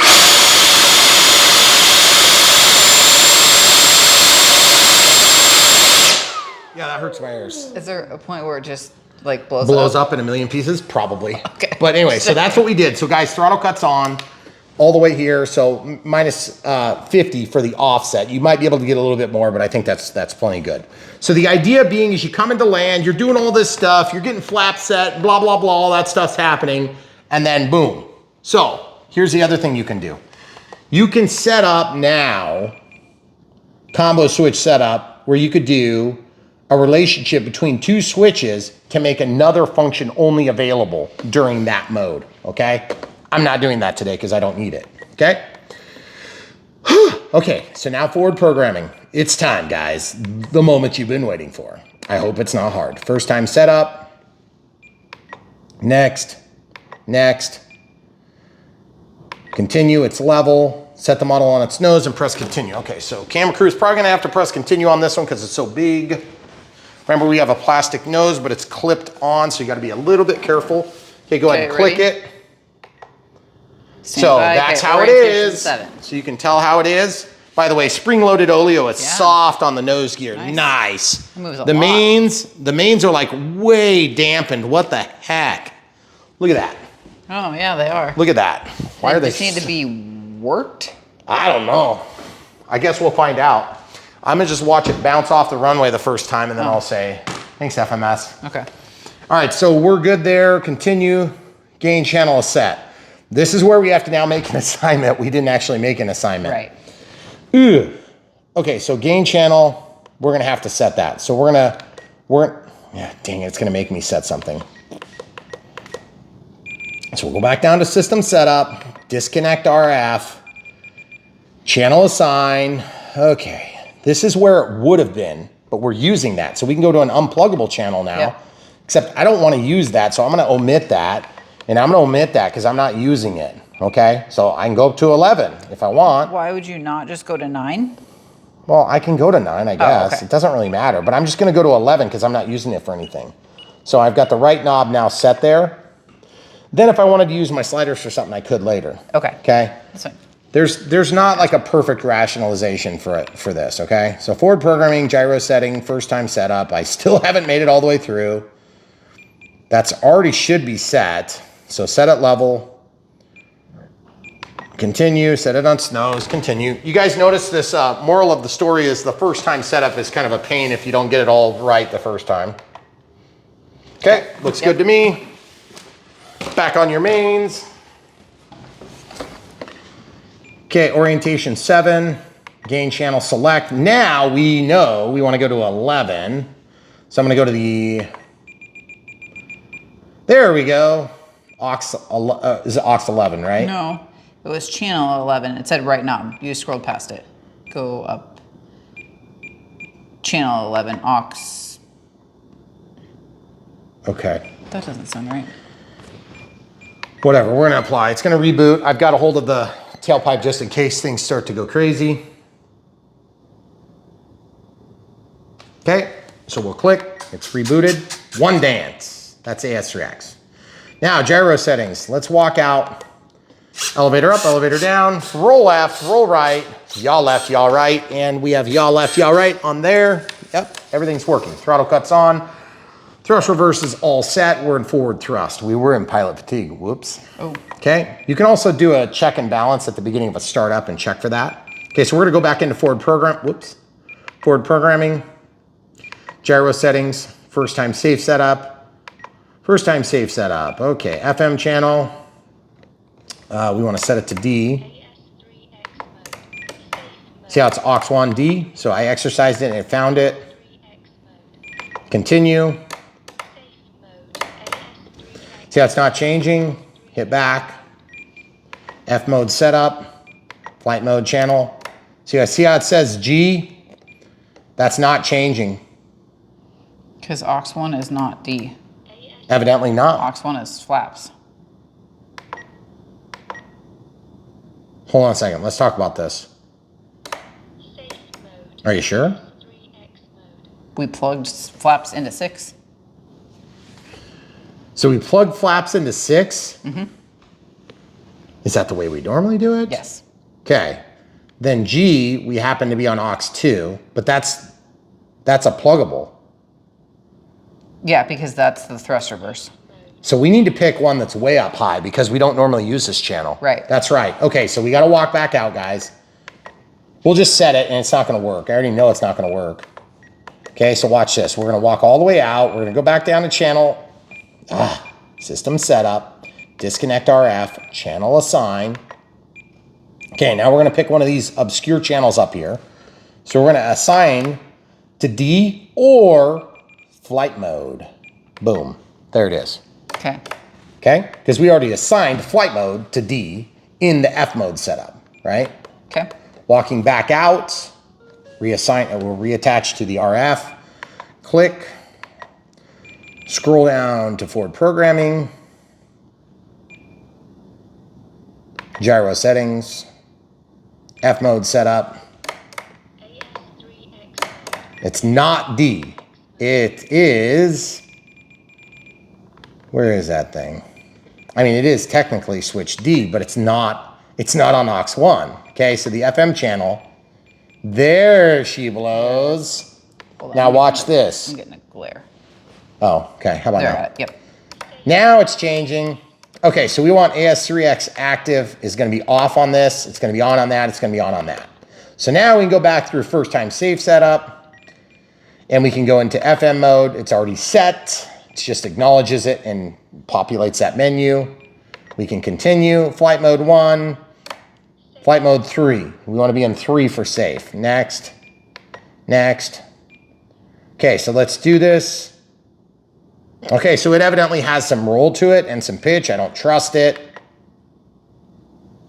That's crazy. Let's go look and make sure our receiver hasn't peeled back at all. Okay. Okay? Man, my left ear is still killing me from doing that. That was so really loud. dumb. Okay, so there must be evidently just a little bit of, imperfections there. Our island is pretty level, full disclosure. Yeah. So I know it's not the level of the island. I hope it's not actually the wheels or something. I don't think it is. Okay. Okay. So we'll just go with it. If that's what it thinks level is, then that's level. I want this to be level, okay? And in this case, I want self-level and angle demand in this mode. I want nothing on that and nothing on that. And I want to have the limits set to 60 up and down. That usually helps a lot with being able to pull away from trees and stuff like that on takeoff. And I'm gonna apply, it's gonna reset, and you're gonna see 2 dances. Okay, ready, set, go. Come on. 1 dance, 2 dances. That tells you that safe is on, or at least active, okay? So I'm gonna exit the menu from forward programming, throttle cuts on. I'm in normal AS3X mode, full deflection, less deflection. That's one way, or you can go to safe. You can flip the model upside down, and you should see the ailerons try to find the quickest route to level. So you can see it's trying to roll the plane this way because it's closer to there than that way, which is closer to there, okay? You can also look at the elevator. You see the elevator? See how it's pointed? Trying to bring it up, trying to bring it down, trying to bring it to a level attitude. Level attitude. So it likes that. And then AS3X is not active yet because we haven't given throttle, but I'm just gonna go ahead and probably lay that down for just a second. I'm gonna go ahead and make sure I'm totally out of the menu structure. Throttle cut is off. I'm gonna give a little burst of throttle. Throttle cuts on. Now we see AS3X working. We see all the controls moving. I'm gonna turn the gain all the way up. Look at that rudder. Look at that rudder. Jeez. Holy cow. All the way up, all the way down, all the way. Oh, we're in safe. Going just AS3X now. All the way, all the way, all the way, all the way, all the way, all the way, all the way, all the way. Guys, do you know what you're looking for? Am I making sense of this? Is it easy to see? It is really easy to see on this one, actually. Okay, so the gain's all the way up. It's gonna resist environmental impact. So whatever direction I'm spinning it, it's gonna try to unspin. It's gonna try to resist that movement, that movement. It's gonna try to resist that movement. It's gonna try to resist that movement. It's gonna try to resist that movement. It's gonna try to resist that movement. If it goes in the wrong direction, you need to fix it, okay? Now, we're gonna check for master gains. All the way down, all the way up, in the middle, off, on. Okay, so it's on, what? Am I crazy, or does the AS3X sound smoother? Does it crazy. sound different? You're crazy. Okay. It's not smoother yet. I don't think there's anything different yet. There's nothing different It's yet? just about the amplitude and gain, and it might be the servos more than anything. Maybe it is the servos. Forward programming, gyro settings, AS3X settings. Okay, see this gain sensitivity? 1x. You can go all the way up to 4, and it doesn't jump. Look, they fixed it. That's kind of There's fancy. no 1.5 now. Oh, there was. So, all the way up. This thing's gonna be nuts now. Yeah, it is. Holy crap, look at Much that that. rudder moves. I know. Did I break something just now? No? No, I heard something sound know, like a something pop. popped. What the heck was that? Aileron? That is so much movement. So, off, on, off. Okay, so we know the direction of travel. I'm gonna put it back to 1X. Yeah. Fixed adjustable, it's adjustable. Capture gyro gains, don't care about that. Stop, lock, release rate. This is new. So flight mode 1, off, flight mode 2. So I don't know what the heck that means, but it's something, okay? Priority and heading. So priority, Off. Safe mode. okay, not messing with that either. And then the heading, Off. Safe mode. okay? So that's fine. And I guess I'm gonna go into systems. Oh, nose wheel. Look at this, nose wheel channel. Very nice. Nose wheel channel is gonna be, ooh, what was that, aux 7 million? No, well, it's 8, so it would be set aux It's- 2. Oh, good Lord. It's a pluggable. Okay, let's just reverse it and look what happens. That didn't reverse. That didn't reverse. I think you're wrong. Aux 3 was the scrolly wheel. Yeah, so it's aux 3. Aux 3? Look, here's how I know. Look, reverse. Off. Ugh. Learn travel. Extended. Okay, so here's what I'm gonna do. I'm gonna walk all the way out. I'm gonna go back down to my mix. Okay, so where is mix? Walk all the way out, click into the function list, go to mixing. I'm gonna disable this mix altogether by going to this. I'm gonna go to inhibit. I can turn it back on with a flip of a switch in the menu. So now you can see it's not moving, okay? Correct. Well, hold Okay, so now that it's not moving, we can also go over to monitor and we can see what our mix was. So our mix is gonna confirm for us that we were on aux 3 camera you were crew. right. So forward programming, nose wheel, we know it's aux 3, retract, retract channel, that's, whoops, it's gear, okay? Retract position, ooh, hold on. I gotta switch that, because right now, I have them down and I'd like them up. So I'm gonna go into servo setup. I'm gonna go to reverse gear. Dang it, I wonder if I have to relearn my servo positions. See how I did that? I flipped the switch. Okay, so now when my gear are up, I'm gonna pull this, they're gonna go up. That's the way I like it. It's just a personal preference issue. So when these are down, this is down, okay? So now I'm gonna go back into my forward programming, gyro settings, nose wheel, aux 3. Currently they're extended. Gear. Extended delay. I don't know if I need an extended delay, do I? I wouldn't think so. Reverse off. Okay, so look, does it move? I don't see anything. Learn travel. Maximize rates for this channel, move channel to both extremes, and then apply. Okay, apply. Okay. I don't see anything. I don't see anything, do you? So next, gear channel, inhibit. Why? Gain channel. Oh, the gain channel. Yeah, I don't know.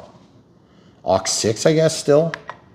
Rate gain, heading gain, hold window percentage, sensitivity priority. Okay, so we can go way up.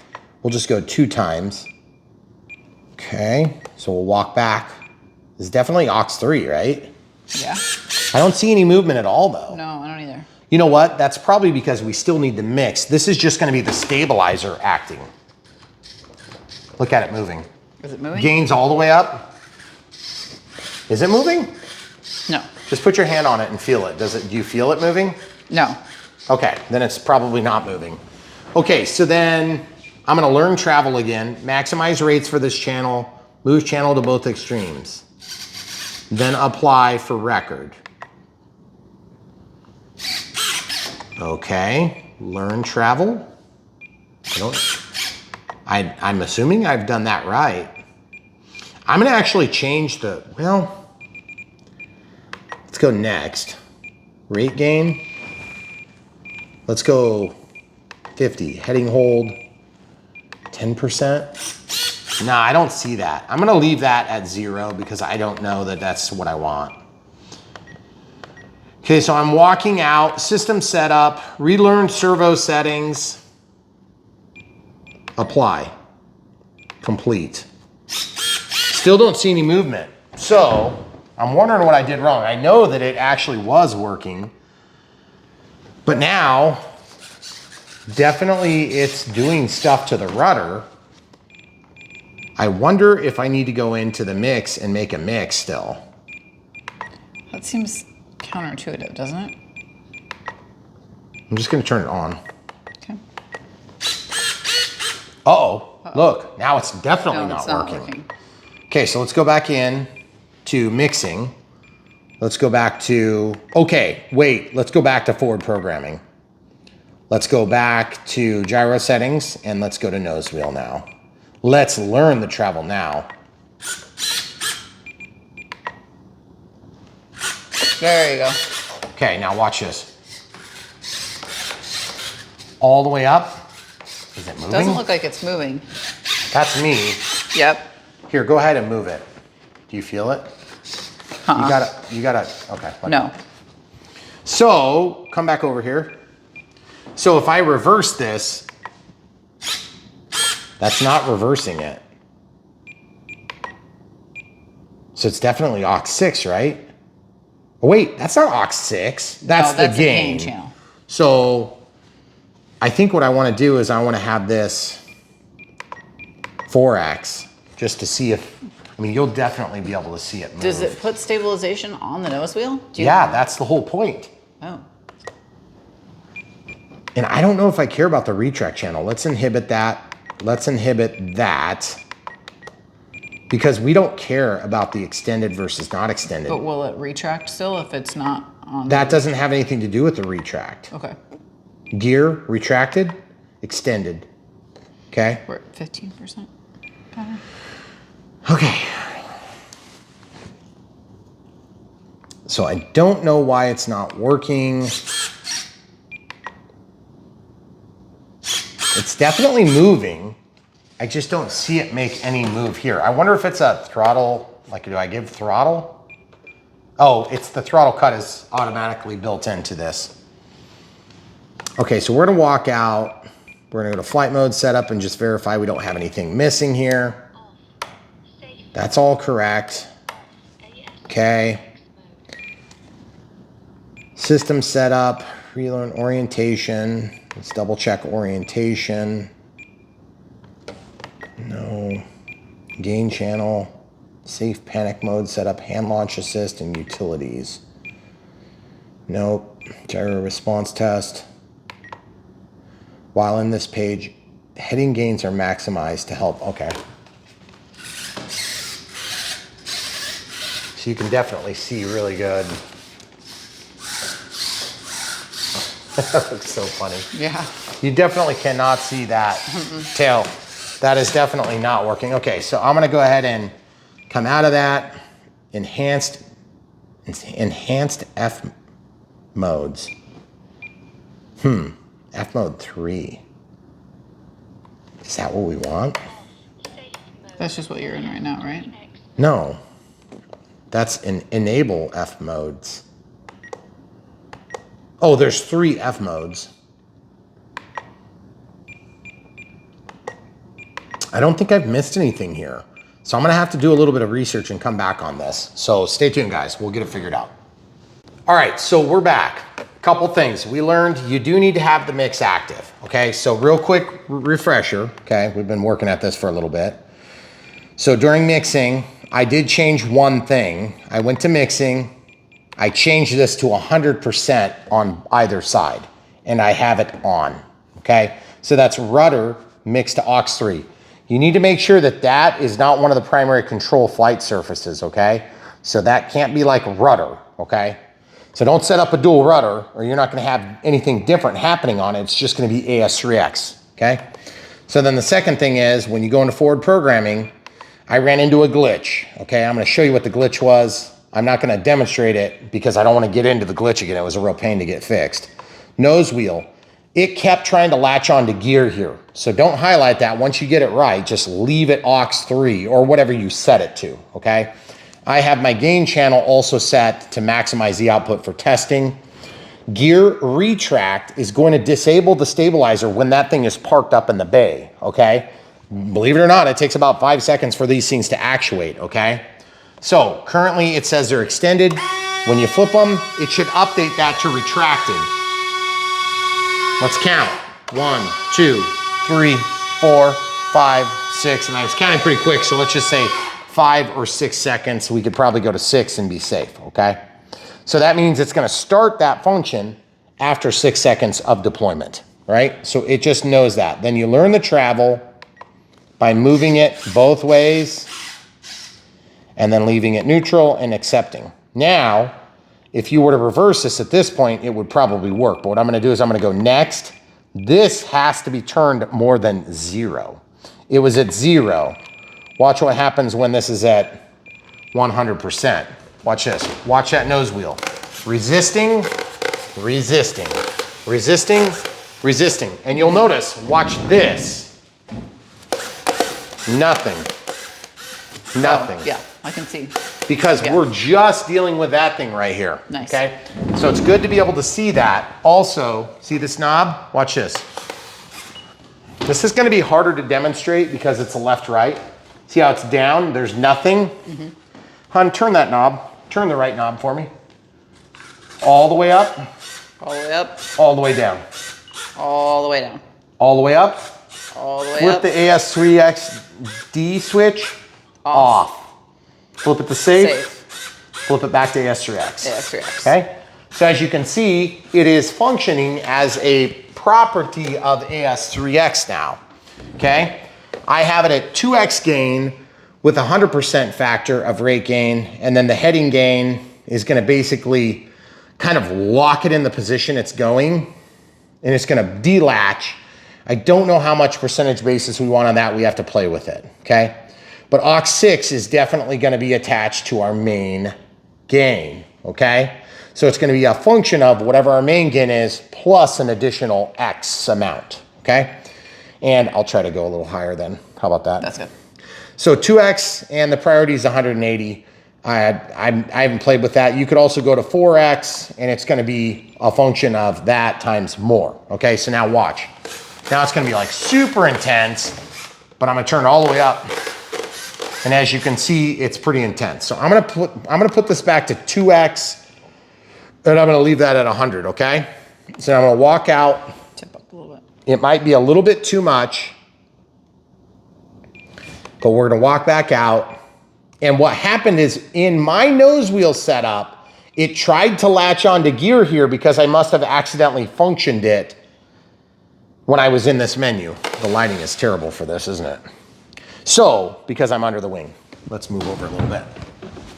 So as you can see, now that it's gear, it's working fine, okay? If this ever sticks on gear, good luck getting it out. I eventually got it to flaps, got it to take flaps, and then adjusted it back out because it tries to learn that position. If you highlight it, it's also looking at the gear in this menu. So it actually latches onto the gear setting, which in this case is the different channel, okay? So now that that's done, I can also go into system setup, and then I can go back to, where is that? Gain channel, no. Where was AS3X settings? There it is.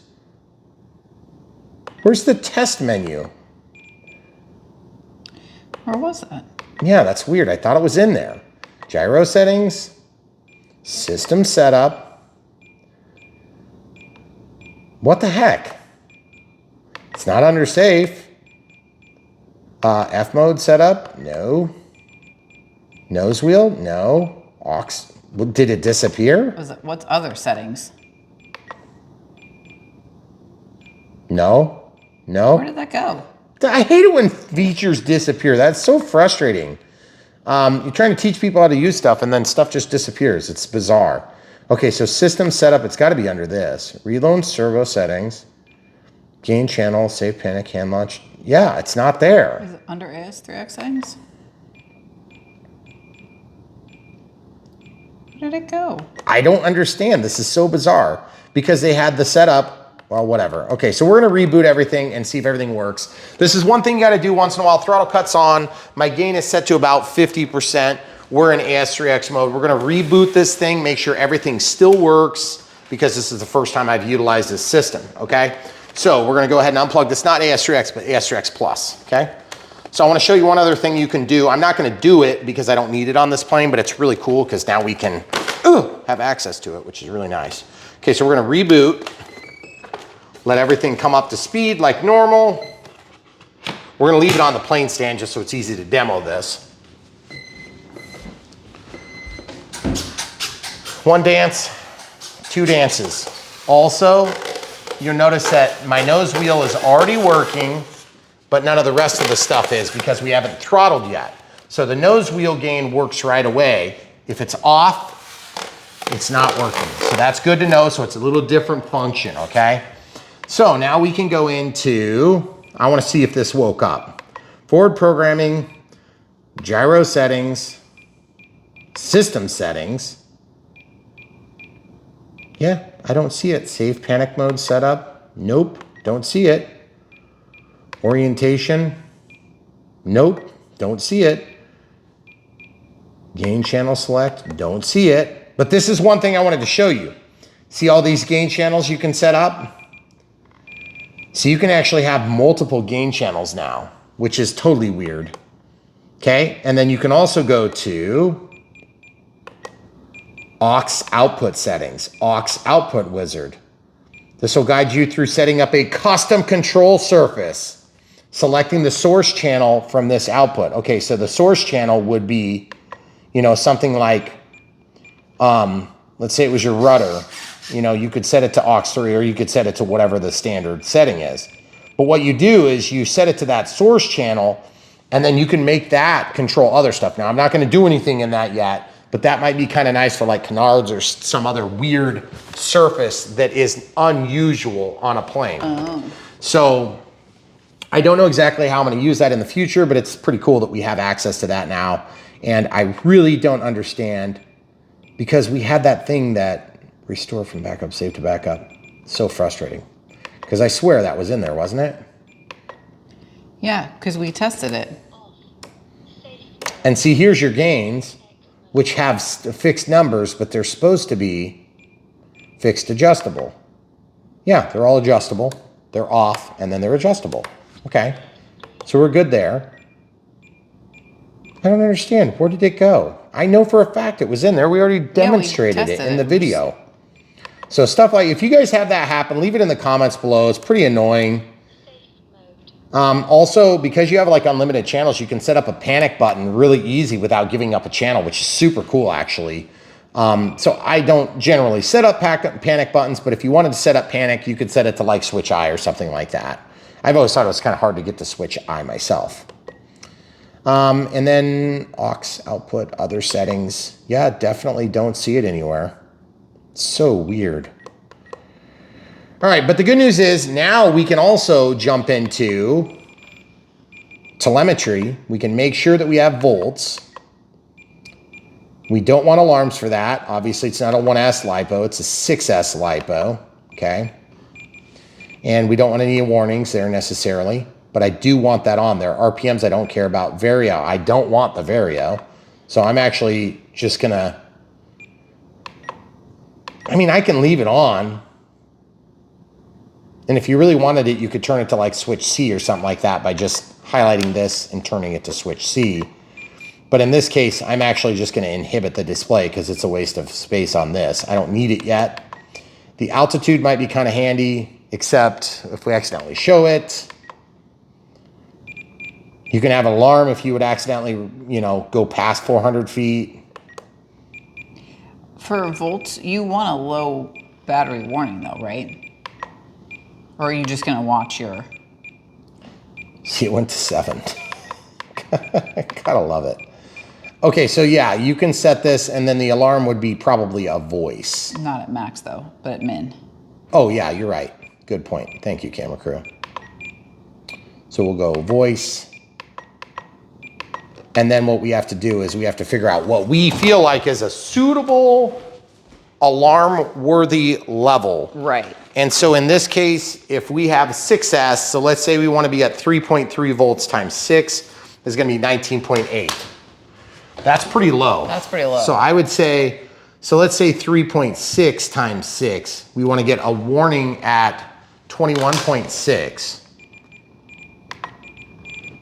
So the first time we reach 21.6, the problem is you might sag to that level on a takeoff.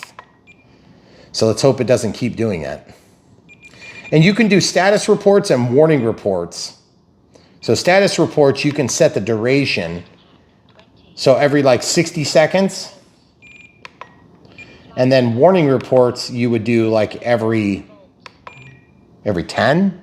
I don't think you want a status report at all. Do you want a status report every minute that you're flying? I don't know. Might be kind of nice. Let's inhibit the warnings. Let's inhibit that. But you can do it if you want it, guys. Okay, so now when you walk all the way out, you can see that. There's your volts, altitude, and then all the AS3X stuff, okay? So now the other thing too is,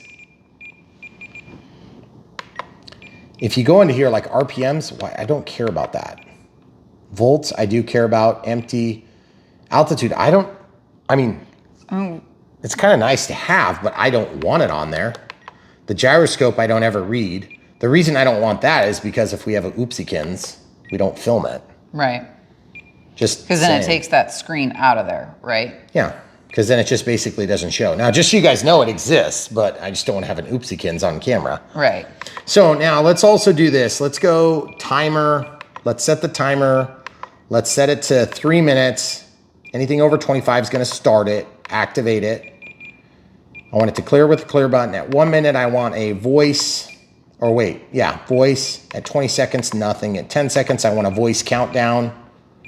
And then at expiration, I want tone and vibrate with every minute a tone thereafter, okay?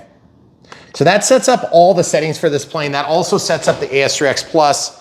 Basically, there's so much more that you can do, and we haven't even learned all the ins and outs of it. So just to be totally frank, right. If you guys are watching this video, you watch us go from daylight through the entire flying hours of the day, the beautiful afternoon, evening, just so we could set up AS3X Plus. So you're welcome, because I would have liked to be out flying this. If this was AS3X and safe, I would have already been done by a long shot, okay? So just remember, this is the first time we're doing it. It's not gonna take us that much longer to set this up. But having the nose wheel stabilized additionally could be the difference between a fun flying plane and a huge pain in the butt flying plane.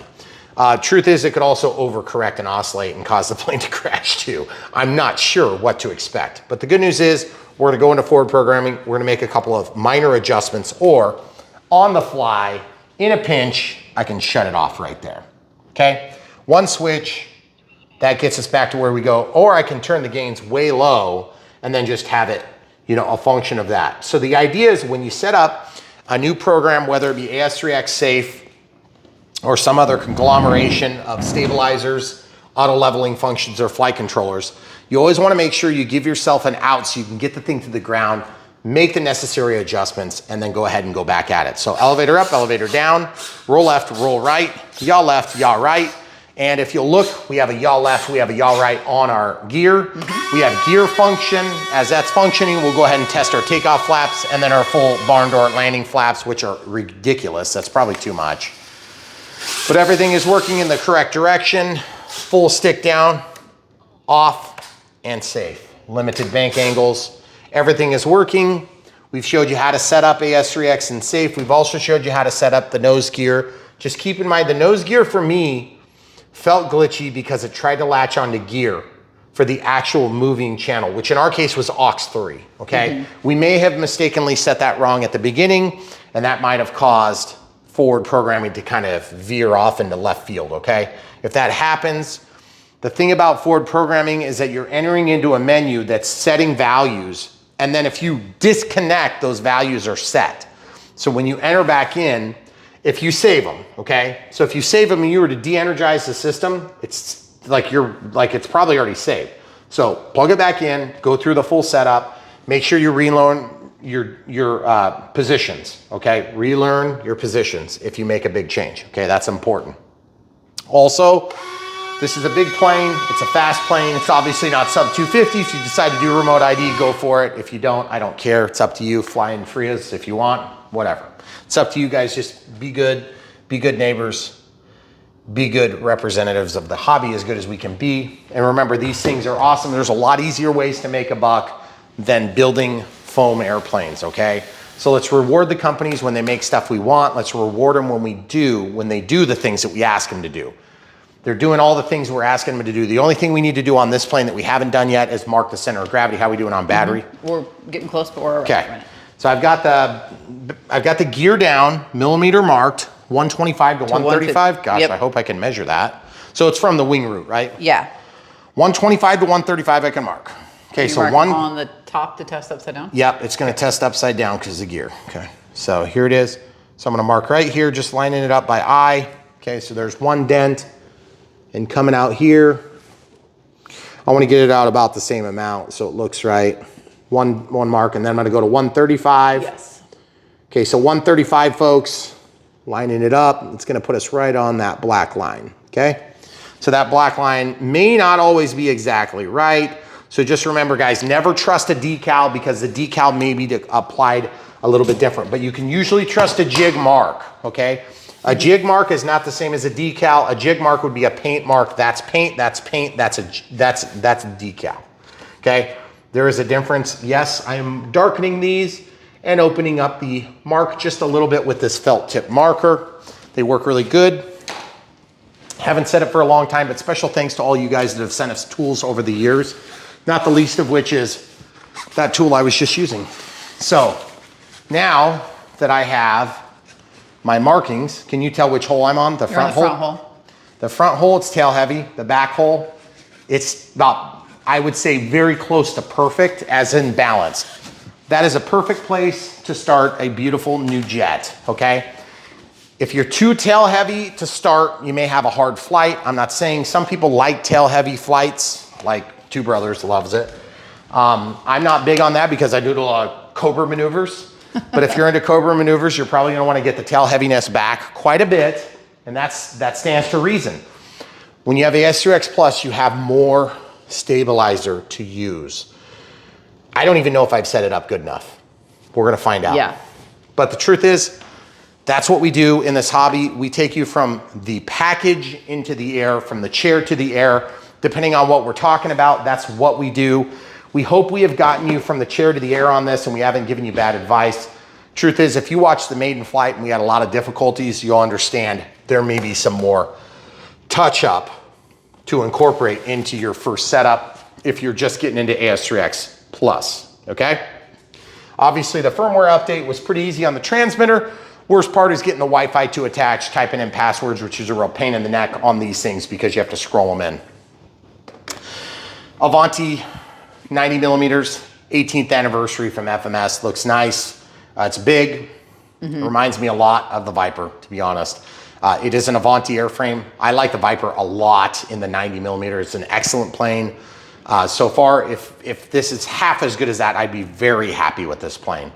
Not crazy about the livery. We may have caught on to that at the beginning, but it's not my plane to design. It's just, I'm not crazy about the gold and the black and the red. I would rather see white, to be honest. I think the gold, it's probably something that's gonna grow on me though, honestly. But like in matters of preference, the customer is always right, so you guys get to decide what you like. I hate the flashing lights. I already know I hate that. Yep. I don't mind these flashing. That's kind of cool, I think. Right, but if it's an anti-crash beacon, it can flash all. I want these on solid, guys. Yeah. I want to see it right now, always. This millisecond and not the next millisecond. Yeah.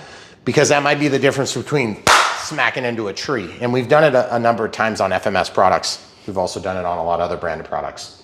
So hopefully we answered all your questions. We're not doing the thrust vectoring. Some people might want the thrust vectoring. If you do, remember, that would be where you could set up one of those auxiliary channels for stabilization.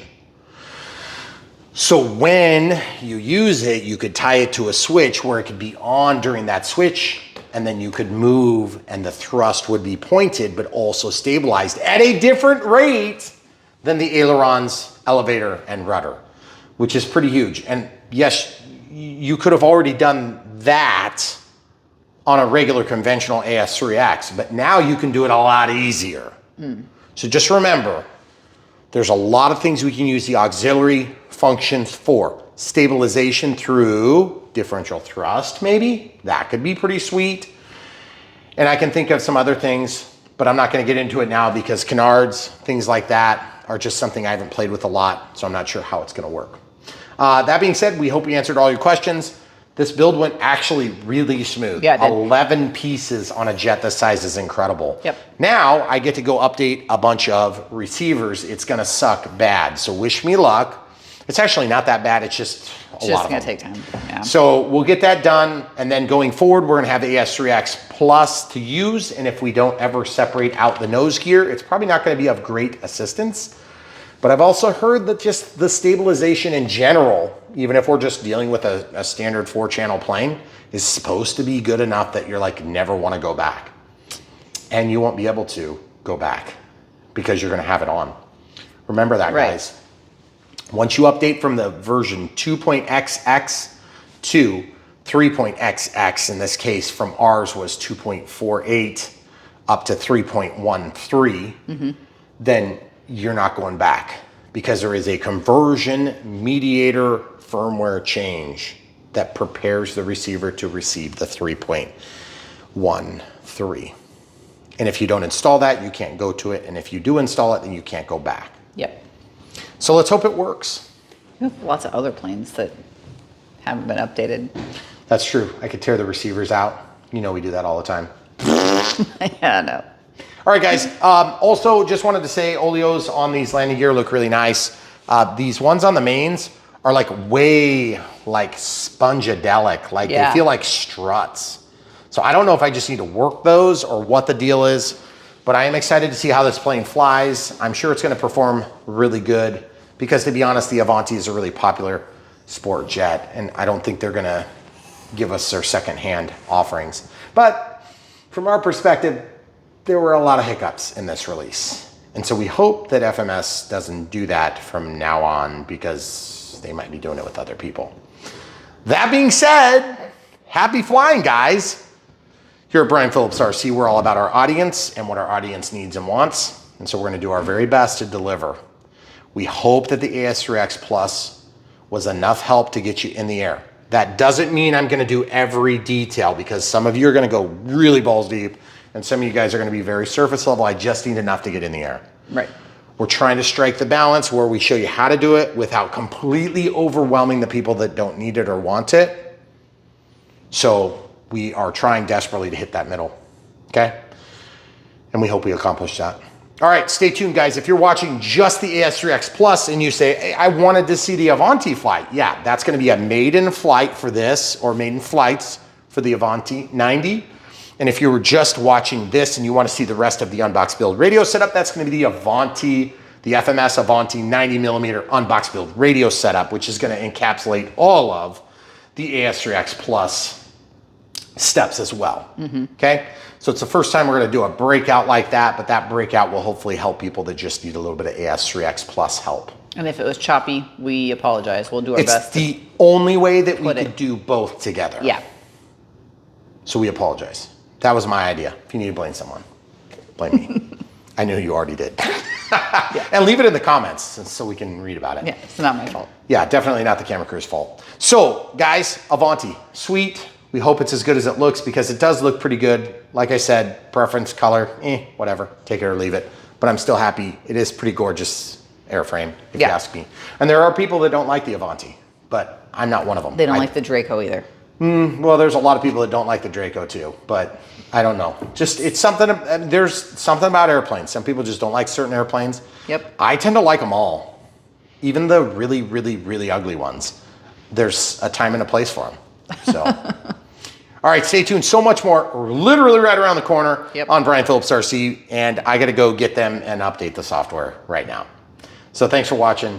Stay tuned. If you want to help support Brian Phillips RC, you can buy this plane from the links in the video description below. You can buy this transmitter or one like it if you don't need as many switches or you don't want the sliders. You could get the NX8 and you still get up to 20 channels. And then if you get the NX7E, you can actually get all of the basic functions. In fact, I don't think there's sliders on it though. There's not, no. But the thing is, you can actually get 14 channels on this now. So it's plenty to do everything we did on this model. And that is pretty incredible. Yeah.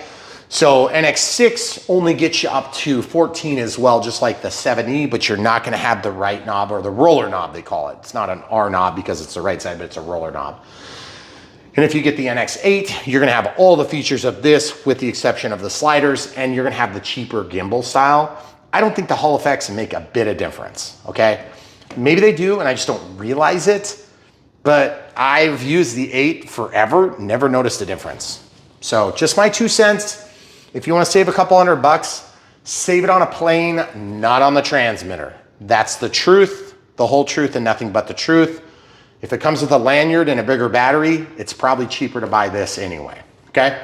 But there's a big jump in price to the 10 because of the Hall effect sensors on your gimbals. So just remember, if you don't need it and you don't buy it, but you can accomplish 100% of your goals still, you know, you do you, right? We're gonna have links to it, follow it, buy it, you'll still help support Brian Phillips RC, okay? All right, hopefully we answered all those questions and more. Oh, if you don't wanna support us by buying planes and stuff like that, you can also do Patreon, which is a monthly support. Thanks to our special Patreons, we had one here this week.